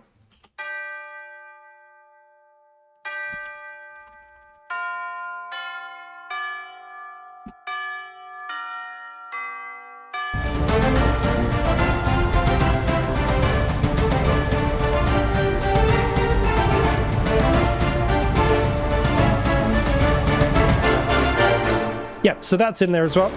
Okay, so let's see where we're at with this, and then we'll try and move on to this next section, maybe finish that. We're probably not going to get to the end, but as I said, maybe that'll make a good YouTube video just to finish this off. Shouldn't take too long, and then we'll walk you through the whole process, and then we'll make it available on Discord if you guys want to dig in. So let's see where we're at.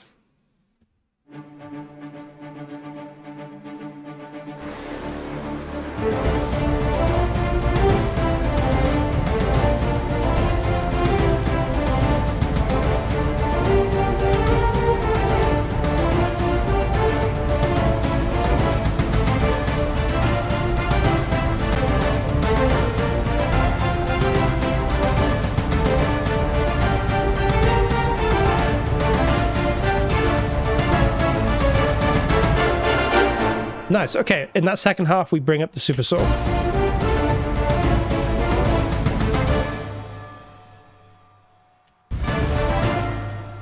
That's coming up a bit. Our guitar will come up a tiny bit too. Not too much. Yeah, we just do 2-hour streams just so people don't have to sit here for 4 or 5 hours, and you know, usually after about a couple of hours people are done. We could do a longer stream one day. We've talked about maybe doing some longer streams, but yeah, we tend to stick to 2, maybe 2.5 hours maximum. We'll see where we get to today, and then yeah, we'll sometimes cut these down into shorter videos if you want to watch the kind of condensed stuff on YouTube, or we'll finish off stuff we do on the streams on a separate YouTube video as well. There is a Discord. Yes, we should have a link in the description for this video. So if you go down there, there should be a link to our Discord. You're free to join. We've had loads of people joining. We've exploded from something like 20 members maybe 2 months ago, something like 150 members now, and every day we've got 2 or 3 people coming on, and it's great. Yeah, we've got a really good community going, so come along. And most of the streams that I'm doing, I'll put the MIDI for those streams on the Discord. Eventually I might try and put the Cubase projects as well, but for now it's the MIDI. So the intro, we just don't want so much of those guitars and things. It's got to be more orchestral, so bring them down. And same here. And yeah, deadlines as well. That's the thing, right? If I gave myself 5 hours, I'd probably still just be in Just Chatting talking about the making of the score or something. So sometimes it's good to have a little bit of a deadline.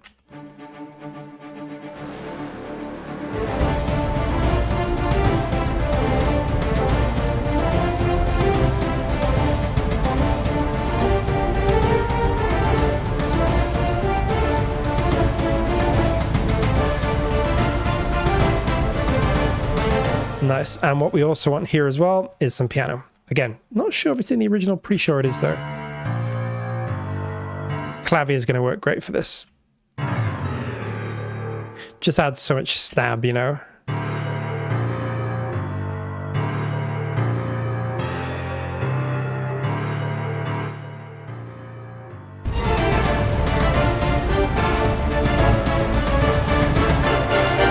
Okay, so that's really added a lot, I think. You know, we had the orchestral elements, but the energy is really coming from a lot of these synths that you don't really hear, you don't really notice. They're not things that you pick up on.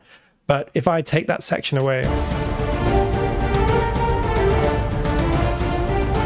definitely adding a lot.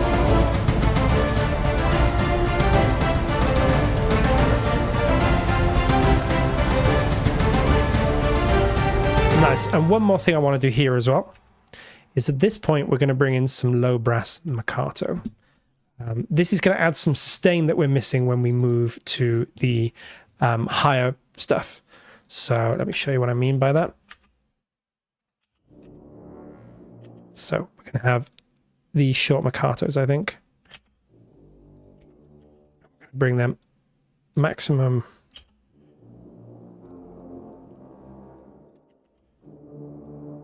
Oh, and let me make sure I've actually got that one. That's better.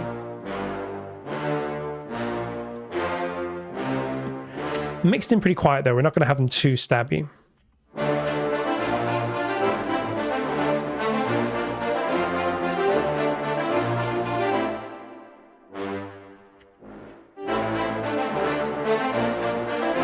also help if I get the right notes in the bass and the...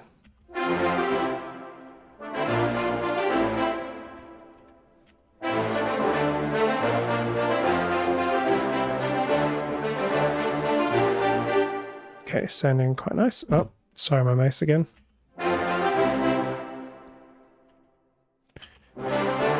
Yeah, lots of nice stabby sort of harmonics on those pianos. So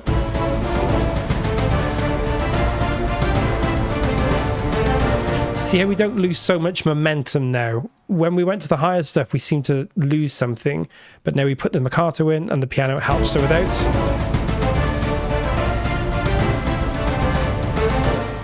Now we've got some nice brass stabs and a little bit of low piano in there as well. It's helping a lot, I think.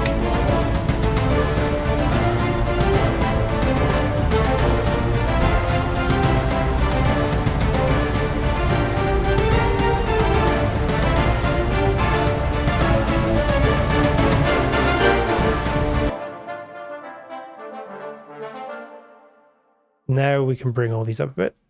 Just lost a bit in the mix as we go through those trombones.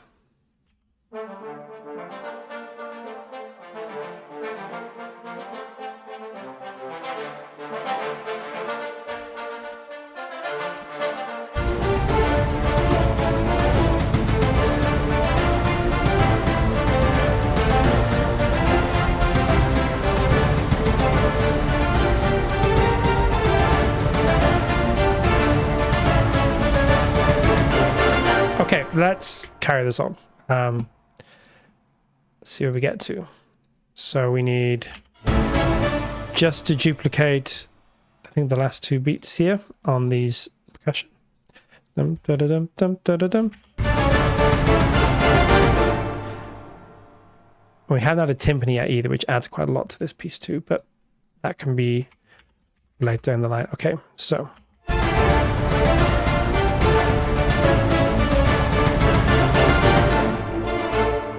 Nice little swell there, and we'll do the same thing on these Cerberus toms, not quite as aggressive because these are so kind of responsive.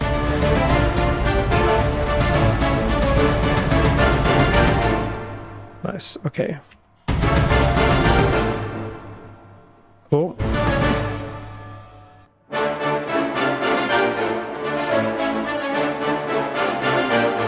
I want the horns to poke through a little bit there, so... Yeah, nice. Here is where we'll bring these horns, the Talos horns out more. Dum, da, da, dum, dum, da, da, dum, dum. So like this.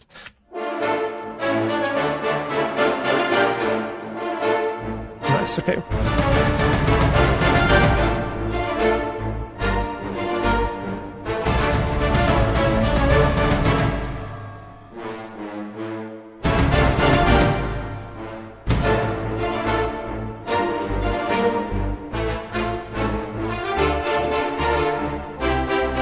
Just put that bit in for now.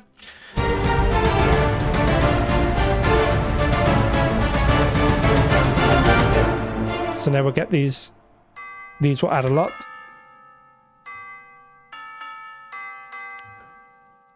Cool. And same here. Might bring them an octave up. So. In fact, that whole thing might sound really cool. Yeah, I think that's just going to help. It gets a bit low and muddy there. And again, we're not really done any mixing. We'll worry about that another time, maybe for the YouTube video.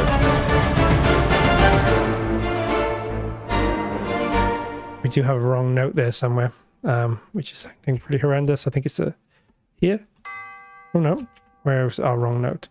Dum, da, da, dum. Probably in our low brass then. Dum, da, da, dum. Yes, it's the G sharp we want. Okay.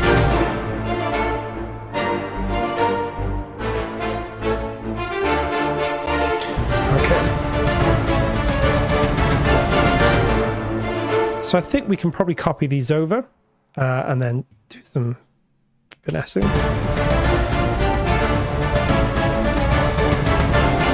It's really come together. You worked so. Thank you very much. Yeah, low brass it was, Brandon. Thank you. And yeah, we're sort of speeding through now. So just copy these over. Dum da da dum dum da da dum dum. Yep. Oh, duplicate them over. So we just have to see. So we've got dum da da dum. So these will come down a bit. Dum da da dum. We don't want it to be so sort of pushing at that point. Those can be a bit bigger though, because they're the big downbeats. Dum da da dum. Not too much though. Nice, I think that'll work.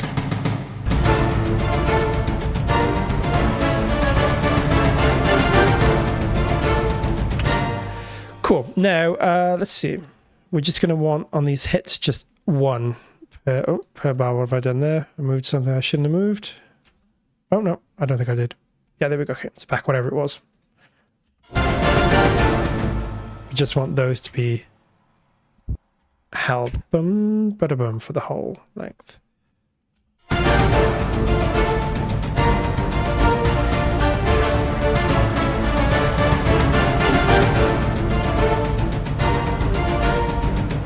Okay.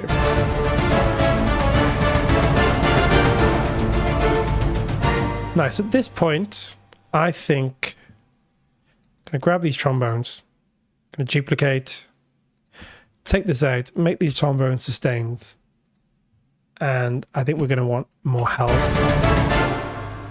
So boom.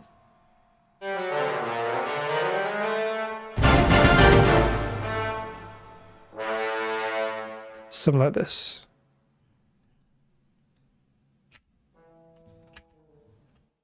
And then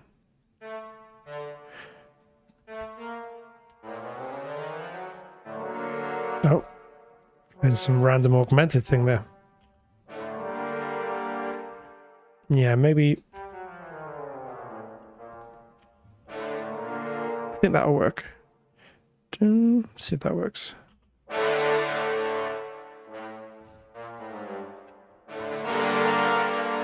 Yeah, I think that'll work. Not too intense, but we want some sort of sustain here, I think. Yeah, that's too much, but you get the idea. They'll be dipping down like this.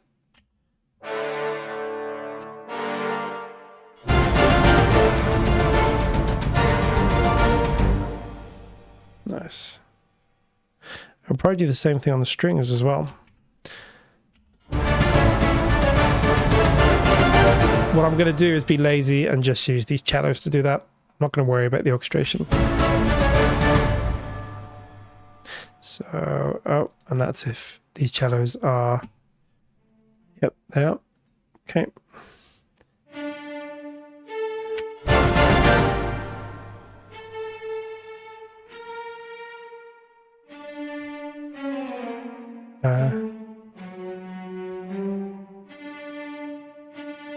Something like this.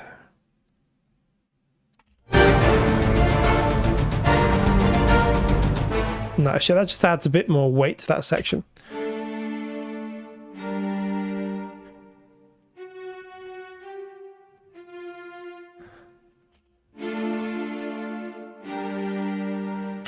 Cool. I think that works.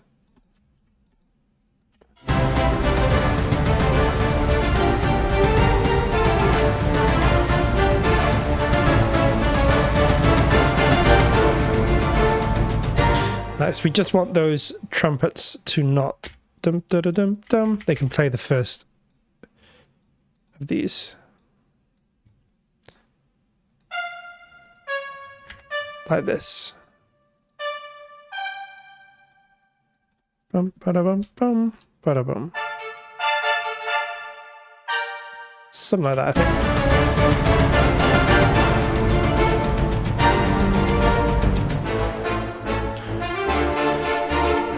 Okay, it's coming together. Dum, dum, dum, dum, dum. Yeah, I think we are going to want those trumpets there. There, we got the arrangement going a bit more, but they're going to be quiet, and these will be up a bit more.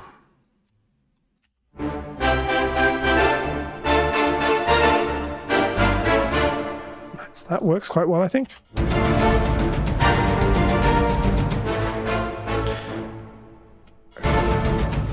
We need the same thing happening with this epic stuff here. It's a bit too consistently loud. Those will be coming down a bit. Same here.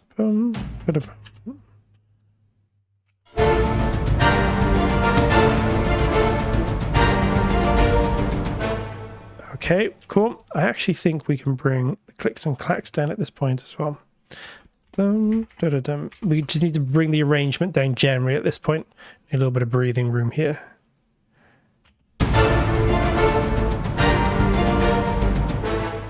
Okay, nice. And then where our piatti are, they can come up. And we just want 2 big downbeats here.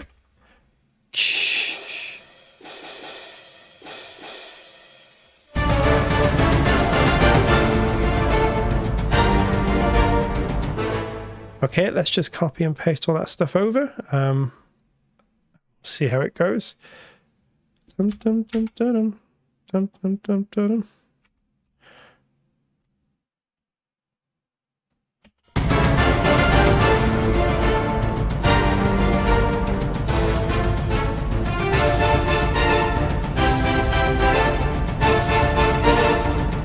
You can tell this was written pretty fast, this score, because the programming is not the best in the actual thing. It works really well for the score, but if you ever listen to it, there's a lot of repeats. There's a lot of get a bar down, repeat it 3 times, maybe just add a little flare at the end or something, a little flam or something. But there's quite a lot of repetitive drumming. But it works for this because, again, it's almost like a big rock beat where you just want this kind of, you want this groove going, you know, and this kind of constant momentum. So it actually works.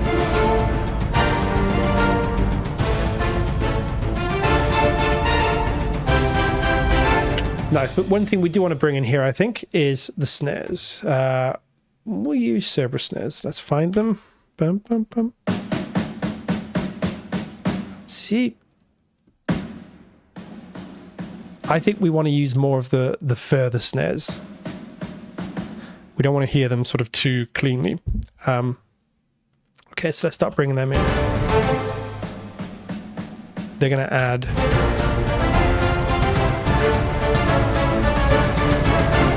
there, and oh, down 2 as well. Dun, dun, dun, dun, dun.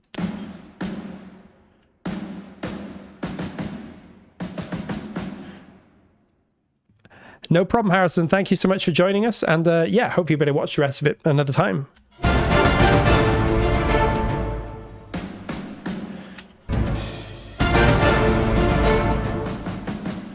Okay, dum, da, da, dum.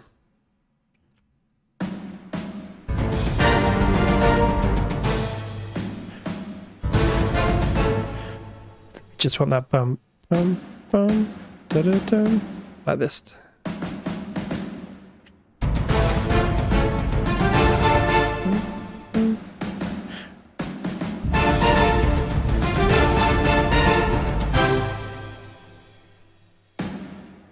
Dum, dum, dum, dum, dum. Same thing here. Dum, dum, dum, dum, dum, dum, dum.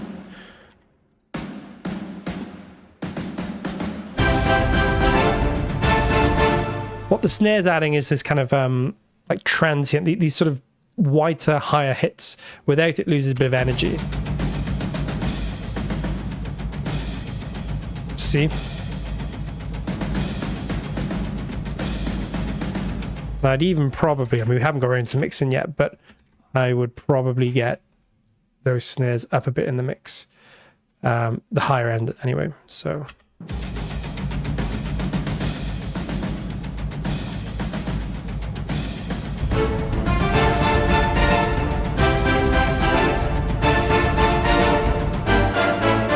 Okay.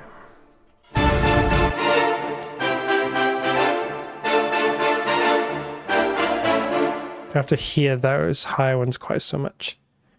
fact, we can probably bring all of them down a tiny bit. They're just poking. They sound just a bit too sort of synthy the way they're too high.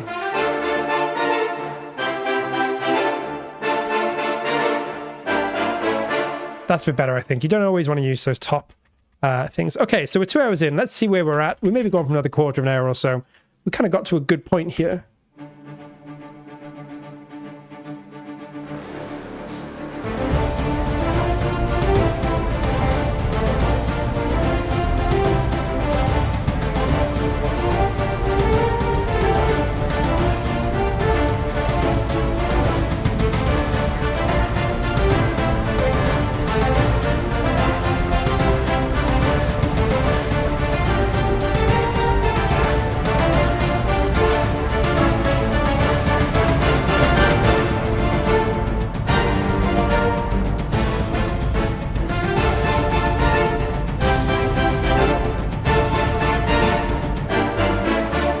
Yeah, let's try and get up to that point done, and then I think we'll call it a day.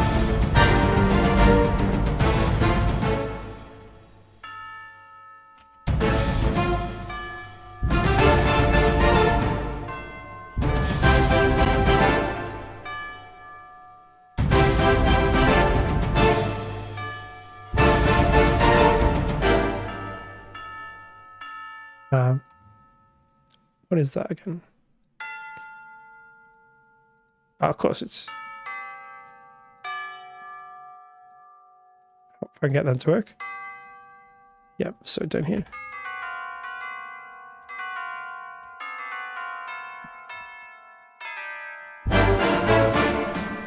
Yeah, okay, so they're going to be...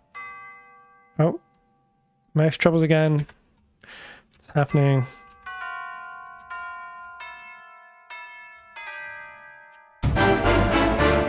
Okay, nice. Oh, there we go.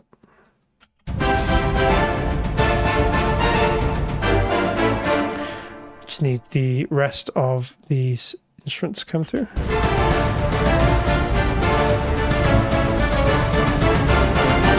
So we can just copy this from the tubular bells. Pretty much. Dun, dun, dun, dun, dun, dun, dun. Okay, let's bring this over here. Yeah, it definitely did make a bit of a difference, didn't it? I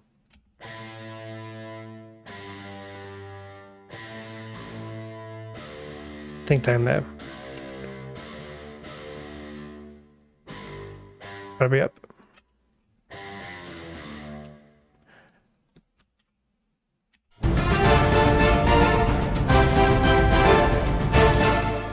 Dun, dun, dun, dun. Let's see what we've got going on here.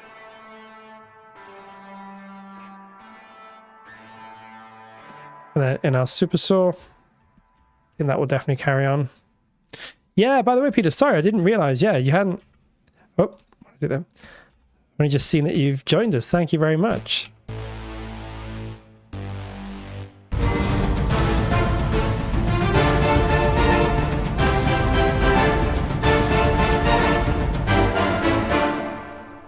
They can go up.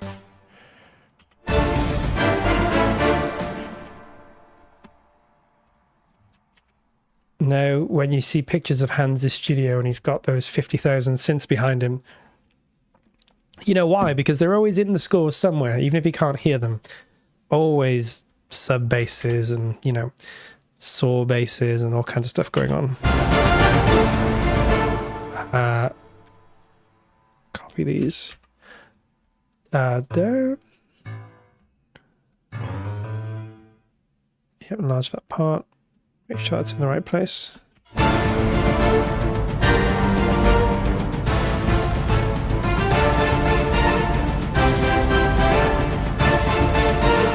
And then dum dum dum dum. Cool. I'm probably going to just spruce up a tiny bit what we've got going on there and then call it a day. So let's have a listen to where we're at. We'll do a final listen through at the end. We'll just sort of see where we're at and see what we can maybe do, a couple more bits and pieces. And then we'll call it a day for now and we'll finish it up in another video or something.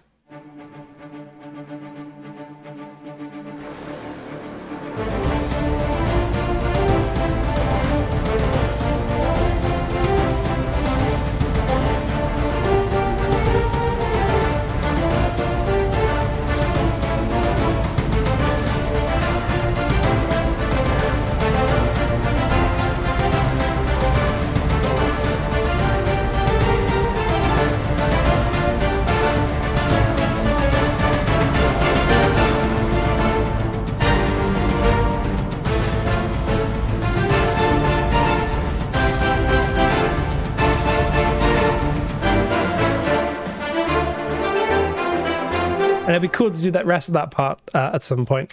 Maybe let's just do, let's have a little think about what we can do for the final parts. I mean, yeah, you're absolutely right, Peter. There's so much hybrid stuff. If we take out, let's just take this away a second. If we take out the hybrid stuff, which doesn't sound that important, but...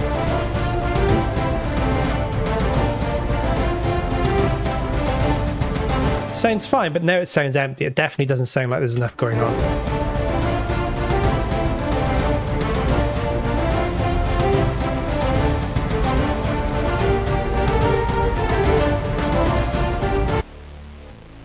You know what? I might even...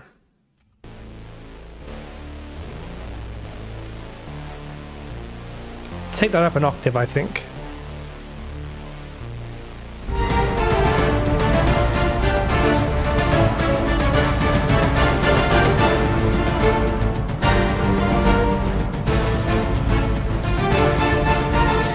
Maybe just fix up this part a tiny bit.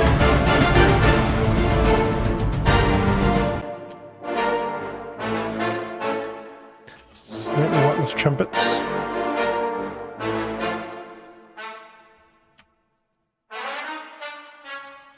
Actually, I think, you know what? I think it might be up there, you know. Ba-dum-bum-bum. Hey Nosferatu, thank you for joining us. And yeah, we're live. We're still going for another 10 minutes or so, probably.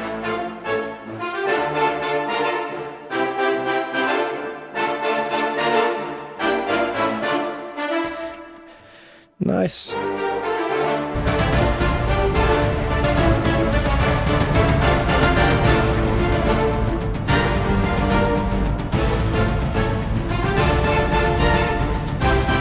And we'll probably just finish up the rest of these chords as well. Let's do them in the...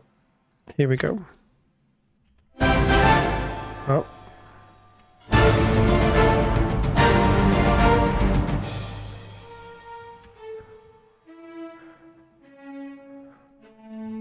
Nice big A major there.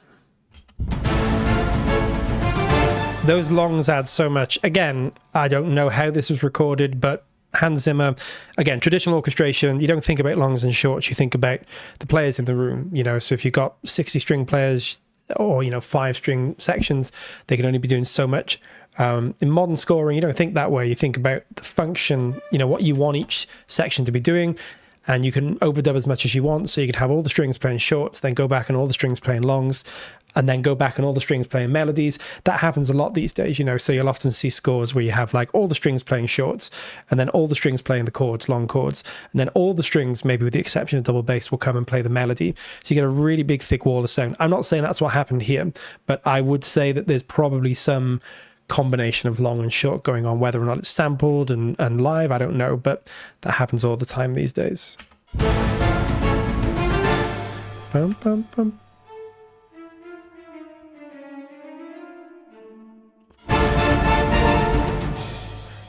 Oh, bum, bum, bum, ba-dum.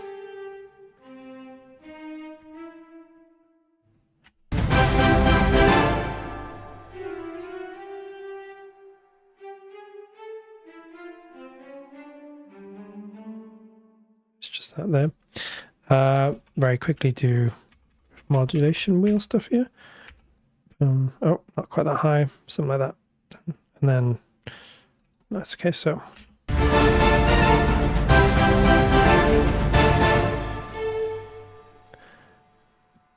Really sounds a bit hollow without those chords. And then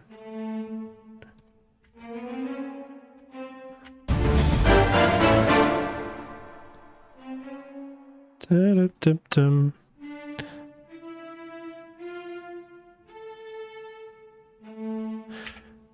Just a nice swell up to that thing, I think, at the end. Yeah, that works, I think. So let's just copy all these over to our brass as well. We had the brass doing this too. Here it is. Oh, I know, I just did then. Not what I wanted to do. Paste it totally the wrong place. I want to paste it there. Thank you. Okay. We'll probably take, don't want the brass to be too high, so we'll take that Yeah, down there. Then we'll even copy it.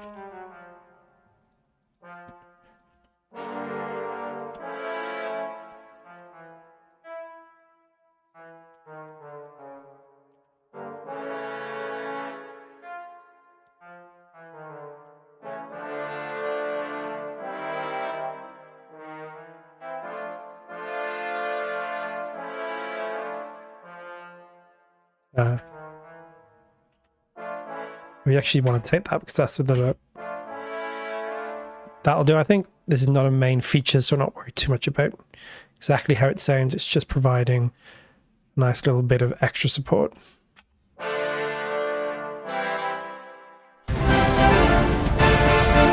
But we don't want too much velocity modulation on this because it's all got to be sort of mezzo forte to not overpower.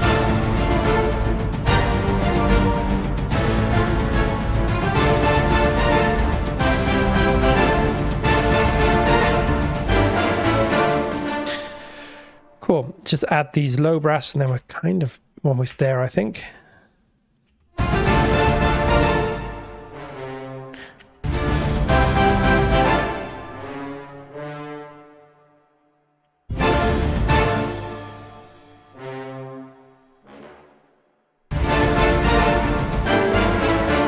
Now maybe just try... I think that'll sound quite good on the...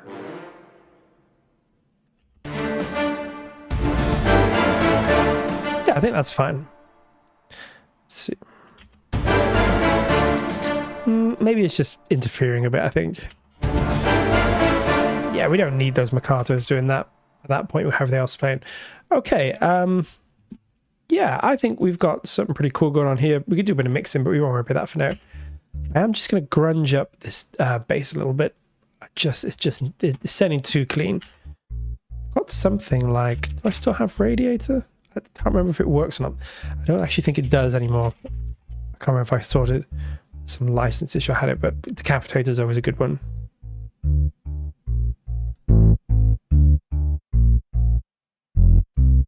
Yeah.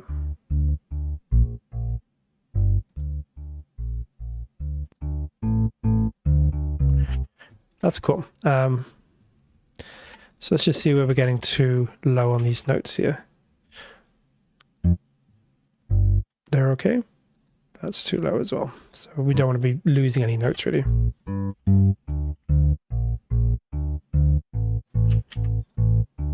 I'm going to add a bit of random velocity to these. Random.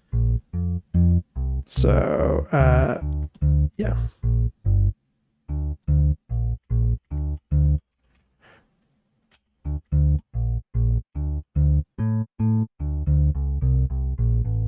Nice. Okay, that should just help grunge it up a bit, I think. Should we have a listen to the sort of final thing where we got to today, which is not the whole way through, but we got a fair amount of the way through. I want to finish it up. Let's take this out. Let's maybe just, yeah, close all this up so we can see it quite neatly. Okay.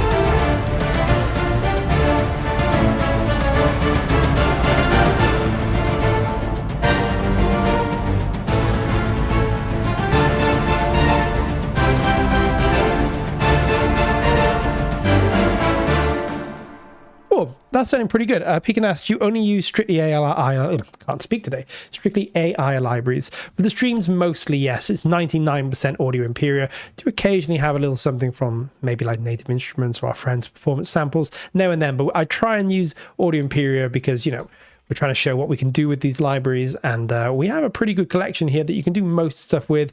Occasionally we do just add a little something here and there from other libraries as well. But this today has all been Audio Imperia. We were talking about putting a tambourine in, which I don't think we have at Audio Imperia yet. Maybe we'll have to sample one of those at some point.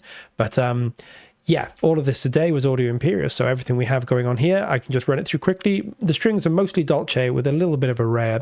The array is really just picking it at the top and bottom, so it's just the melody, and then Dolce is really the big workhorse here. Well, that lovely kind of rich hall sound, I think, really adds character to this array, and may have been a little bit thinner in the mix. And Hans Zimmer stuff's traditionally quite rich. He records a lot of air and places like that. So, we're trying to kind of capture some of that sound. The brass is all Jaeger, Talos, and a little bit of Poseidon. I mix them together. Poseidon's just adding some room, so you can see a bit of Poseidon here. Sounds a bit weird by itself, but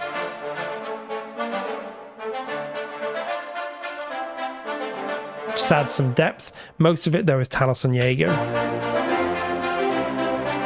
You could have done most of what we did today with Nucleus. It all would have sounded great in Nucleus, but we're just using a couple of little bits and pieces from Talos and Poseidon as well. But all the stuff we're doing in Jaeger, you could pretty much do in Nucleus, maybe apart from the potatoes. And then we've got Nucleus drums mostly. We didn't add any real percussion today. We would have put timpani in if we had time. But we got the Nucleus drums and cymbals. They're supported by the Jaeger taikos, just to give some more weight and kind of stereo field. And then we've got the toms from Cerberus. And then the clicks and clacks.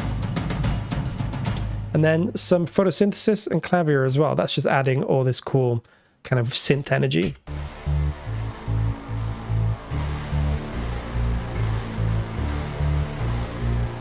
Makes a huge difference. Hi, quick question. Does the flagship film scoring course also cover practical film music business, pitching, libraries, contracts, or is it mainly abstract theoretical? So the answer to that is yes. At the end, we do have a final module on sort of making your way out and beginning to think about working as a composer. We got a great interview with our good friend Peter Schlosser, who is a fantastic composer and is working on lots of very cool stuff, done things for Disney, works on Destiny Destiny game soundtracks as well, which is very cool. And we've got an interview with him where he talks a little bit about how you might get into the industry and what you might do. So there is, and there's also a worksheet on sort of how, what steps you might take to begin breaking into the industry, what you might need in terms of show reels and things like that, where you might look. In addition to that, like I said, I think one of the things with the Modern Composer Blueprint is I'd love to try and get some updates and things in there and keep that course moving. I don't know when, there's no immediate plans for that, but it's one of those courses that I think over time it'd be great to add and refresh a little bit to here and there. So we may end up adding a little bit more about, getting into the film business or the scoring business, but there is a module in there already with some good information on how to do that. And of course, again, you can always come into the Discord, ask us any questions you have. We'll be happy to answer them too. Same, you can leave comments inside of the Film Composer Blueprint course.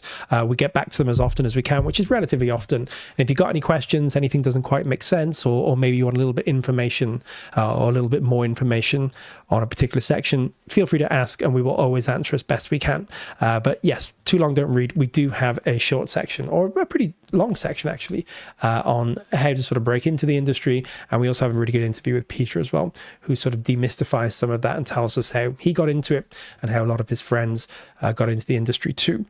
You can do so much there. I kind of became a main orchestral library, and let's look to something different. Yeah, of course. I mean, it's one of those things. There's lots of libraries out there, lots of good libraries out there, but we try to stick to ours, because the other cool thing as well is we like to test our libraries. We like to see what we can do with them, because it's one of those things, you make them and obviously we use them, but sometimes we're like, oh, I wonder what this soundtrack would sound like using whatever it might be, Poseidon or Araya or Dolce. So we just like to geek out and see what we can do with our libraries. And yeah, most of the time we can get really, really, really good results with just our libraries. Occasionally I just use an instrument here or there if we don't have that specific instrument. So for example, we use a little bit of frame drum, I think, from Native Instruments when we did our How to Train Your Dragon, because we just didn't quite have the percussive sound, but I ended up doubling it with Cerberus anyway, so we did end up using Audio Imperia for the percussion too. But yeah, stick mostly to Audio Imperia because we just love seeing what we can do with these libraries and showing you guys what we can do, and occasionally one of our friends slips in there if we want a specific instrument. Peter spelled differently than mine. It is, yes, that's how it's spelled as well. Spot on, Peter. Yeah, Peter's a great guy. He gave us a really good interview. He's a great friend of ours, and yeah, he was very happy and accommodating. I just picked his brain in terms of how he got in started. He's over in LA, so he went through that LA route. I've talked a little bit about my experience, which is not as big as Peter's. Peter's working on much more high-end stuff, but my experience on more the UK route and some of the stuff I've done there. So between us, we've covered some of the bases of how you might work as a composer assistant, or you might work on the indie circuit and network and try and find jobs that way. Yeah, there's a few different ways you can break into the industry. And of course, the world has changed a lot these days with social media and influencing. And a lot of composers these days are starting more from that perspective. Maybe they're streaming, maybe they've got social media platforms, and they're sort of, imparting what they know to other people. And that's in turn getting them scoring gigs or getting them connected to directors and filmmakers and game producers. So it can be a bit of a different process these days, where maybe you start as a kind of teacher or an educator, or you start as an influencer or someone in that realm, and then you get more into the scoring world. There's different ways of breaking in, but we do cover most of those bases. He worked with Steve Polonsky. Yes, of course, I forgot to mention that as well. So yeah, he worked on a load of cool stuff, and he's really had a very storied and interesting career in Hollywood. So yeah, he's well worth listening to. Yeah, so I think we shall call this a better day. As I said, I'd really like to finish this piece, so if I can find some time, I'll finish it up, and maybe we'll make a video of the finished thing. And as I said, we'll make it available in the Discord in the not too distant future as well. So we'll head back to just chatting, and I think we will wrap up for the day. Here we go. Cool. So that was really good fun. Pirates of the Caribbean is, yeah, as I said, one of those, I think, really important modern film soundtracks. It may seem a bit strange to say that, but I think that film set the tone and the style and the kind of the benchmark for how modern blockbusters are made. They were quite different films in the late 90s, early 2000s, but when Pirates came along, that's really how films have been made and how they sound ever since. And yeah, Hans Zimmer and Remote Control, or Media Ventures as they were called then, is a big part of that. As I say, it's written by Klaus Badal, but there's a lot of hands in there as well. Get a new mouse, 100%. I think, yeah, I'm going to get a new mouse. I need a new keyboard to start again. Just nice, plug it in. It'll work consistently, and then we won't have any issues. Brandon, thank you so much for joining us. Yeah, and no, my pleasure. I absolutely love the idea of being able to spend a couple of hours a week doing some mock-ups or writing some music. So, yeah, the pleasure's all mine. I mean, I'm just glad that you guys enjoy it and you're happy to hang around and have a chat and sort of be with me as I go through the process. Thank you, Pecan Records. Death of the Mouse. Yeah, maybe we'll do a YouTube video. Maybe we'll give it a sea burial or something, put it on a little boat and fire an arrow, see if I can set fire to it. It served its purpose. It's done well. It's a nice mouse, but doesn't seem to want to connect to my computer anymore very often. So maybe it's done. Get a Mac too. Oh, Peter, I don't know about that. Maybe we should definitely do a challenge where I write on a Mac by myself in Logic. That would be fun, but we won't do it as a stream because that would be a painful stream. I would never want to put anyone through that. But yeah, we'll definitely do maybe a mouse burial at some point. So I don't think there's any immediate housekeeping. As I said, the big thing is our sale is coming to an end this week. So if you do want to have a look at what we're offering, definitely go over to the website. The link's in the description below, and see there's a great selection of bundles. Excuse me, really, really good discounts as well. So if you're looking to pick up some of these libraries, now is probably the time to do it. Especially if you sort of don't own any and you're looking to get into the whole Audio Imperia thing. A Viking burial for the mouse, very 13th Warrior. Yeah, we should definitely do it, I think. Mac and Cubase is the way. I'll give it a go. I'll give it a go. Maybe I'll get a separate Mac system and do a comparison. Yeah, 13th Warrior is a really good score. Definitely worth checking out. So yeah, sales on. Definitely worth checking that out if you haven't already. We'll be back next Tuesday as always. I'm not sure what we'll be doing, but I hope it will be cool. And as I say, I will try and finish this up, and maybe we'll show you the finished thing when it's all done. Go to Joe Goldsmith. Yeah, it is Goldsmith. Really interesting. I mean, you could do a case study on Goldsmith and Zimmer. Similar in some ways, very, very different in other ways, but almost like two epochs of film scoring. And there was that interesting period of time around the late 90s, early 2000s, where Zimmer was on the ascendancy. People like Goldsmith were sort of, either coming to the end of their careers or, some of them passed away, sadly. But there was a real changing of the guard around that time. And so there's an interesting fusion of scores around that time with like The Rock, The Mummy, Air Force One, The 13th Warrior, Pirates of the Caribbean. We get all these great soundtracks. Some of them are more traditional and more like the stuff of the 70s and 80s. Some of them, like Zimmer's scores, are starting to sound like the kinds of things that we hear today. Very interesting period in film history and film scoring history. So well worth checking out some scores from then. Lord of the Rings was the start, in my opinion. Yeah, Lord of the Rings was a massive score. We've done a stream on that, but I really, really want to do more streams on Lord of the Rings because it's a phenomenal soundtrack, and it would be cool to dig into it a bit more and do some of the iconic cues. I really want to do the Balrog cue. I really want to do maybe the Shire. Yeah, so we'll do some more Lord of the Rings as well, and maybe we'll talk a little bit about that in cinema history as well, because it's got a very important place too. Cool. I will wrap up for now, so I won't just drone on about film scoring history for the next half hour. But again, as always, thank you guys so much for joining me. Really do appreciate these couple of hours we get to write music together. If you're not on our Discord, do sign up, because we got a great community there now, and we share stuff on there. You guys can share stuff on there, and it's just a great place to, get answers to questions, get feedback to film scores or things that you're working on, and just generally hang out, be with other composers. It's really cool to have a little community like that. Yeah, I agree, Peter. It's a really interesting period of time, say like 95 to 2005 roughly, or more like maybe 97 to 2003, but some really interesting scores from there. Thank you guys. Thank you, Happy Chaos. My pleasure. Thank you. And I really appreciate it that you're here with us. So I will say goodbye and good night for now. And Jan's kindly put the Discord link in the server, and it's also in the description as well if you're joining us later. Yeah. Thank you guys, and I shall see you next week. We'll be here at our usual Tuesday time. Until then, happy composing, have a great day, and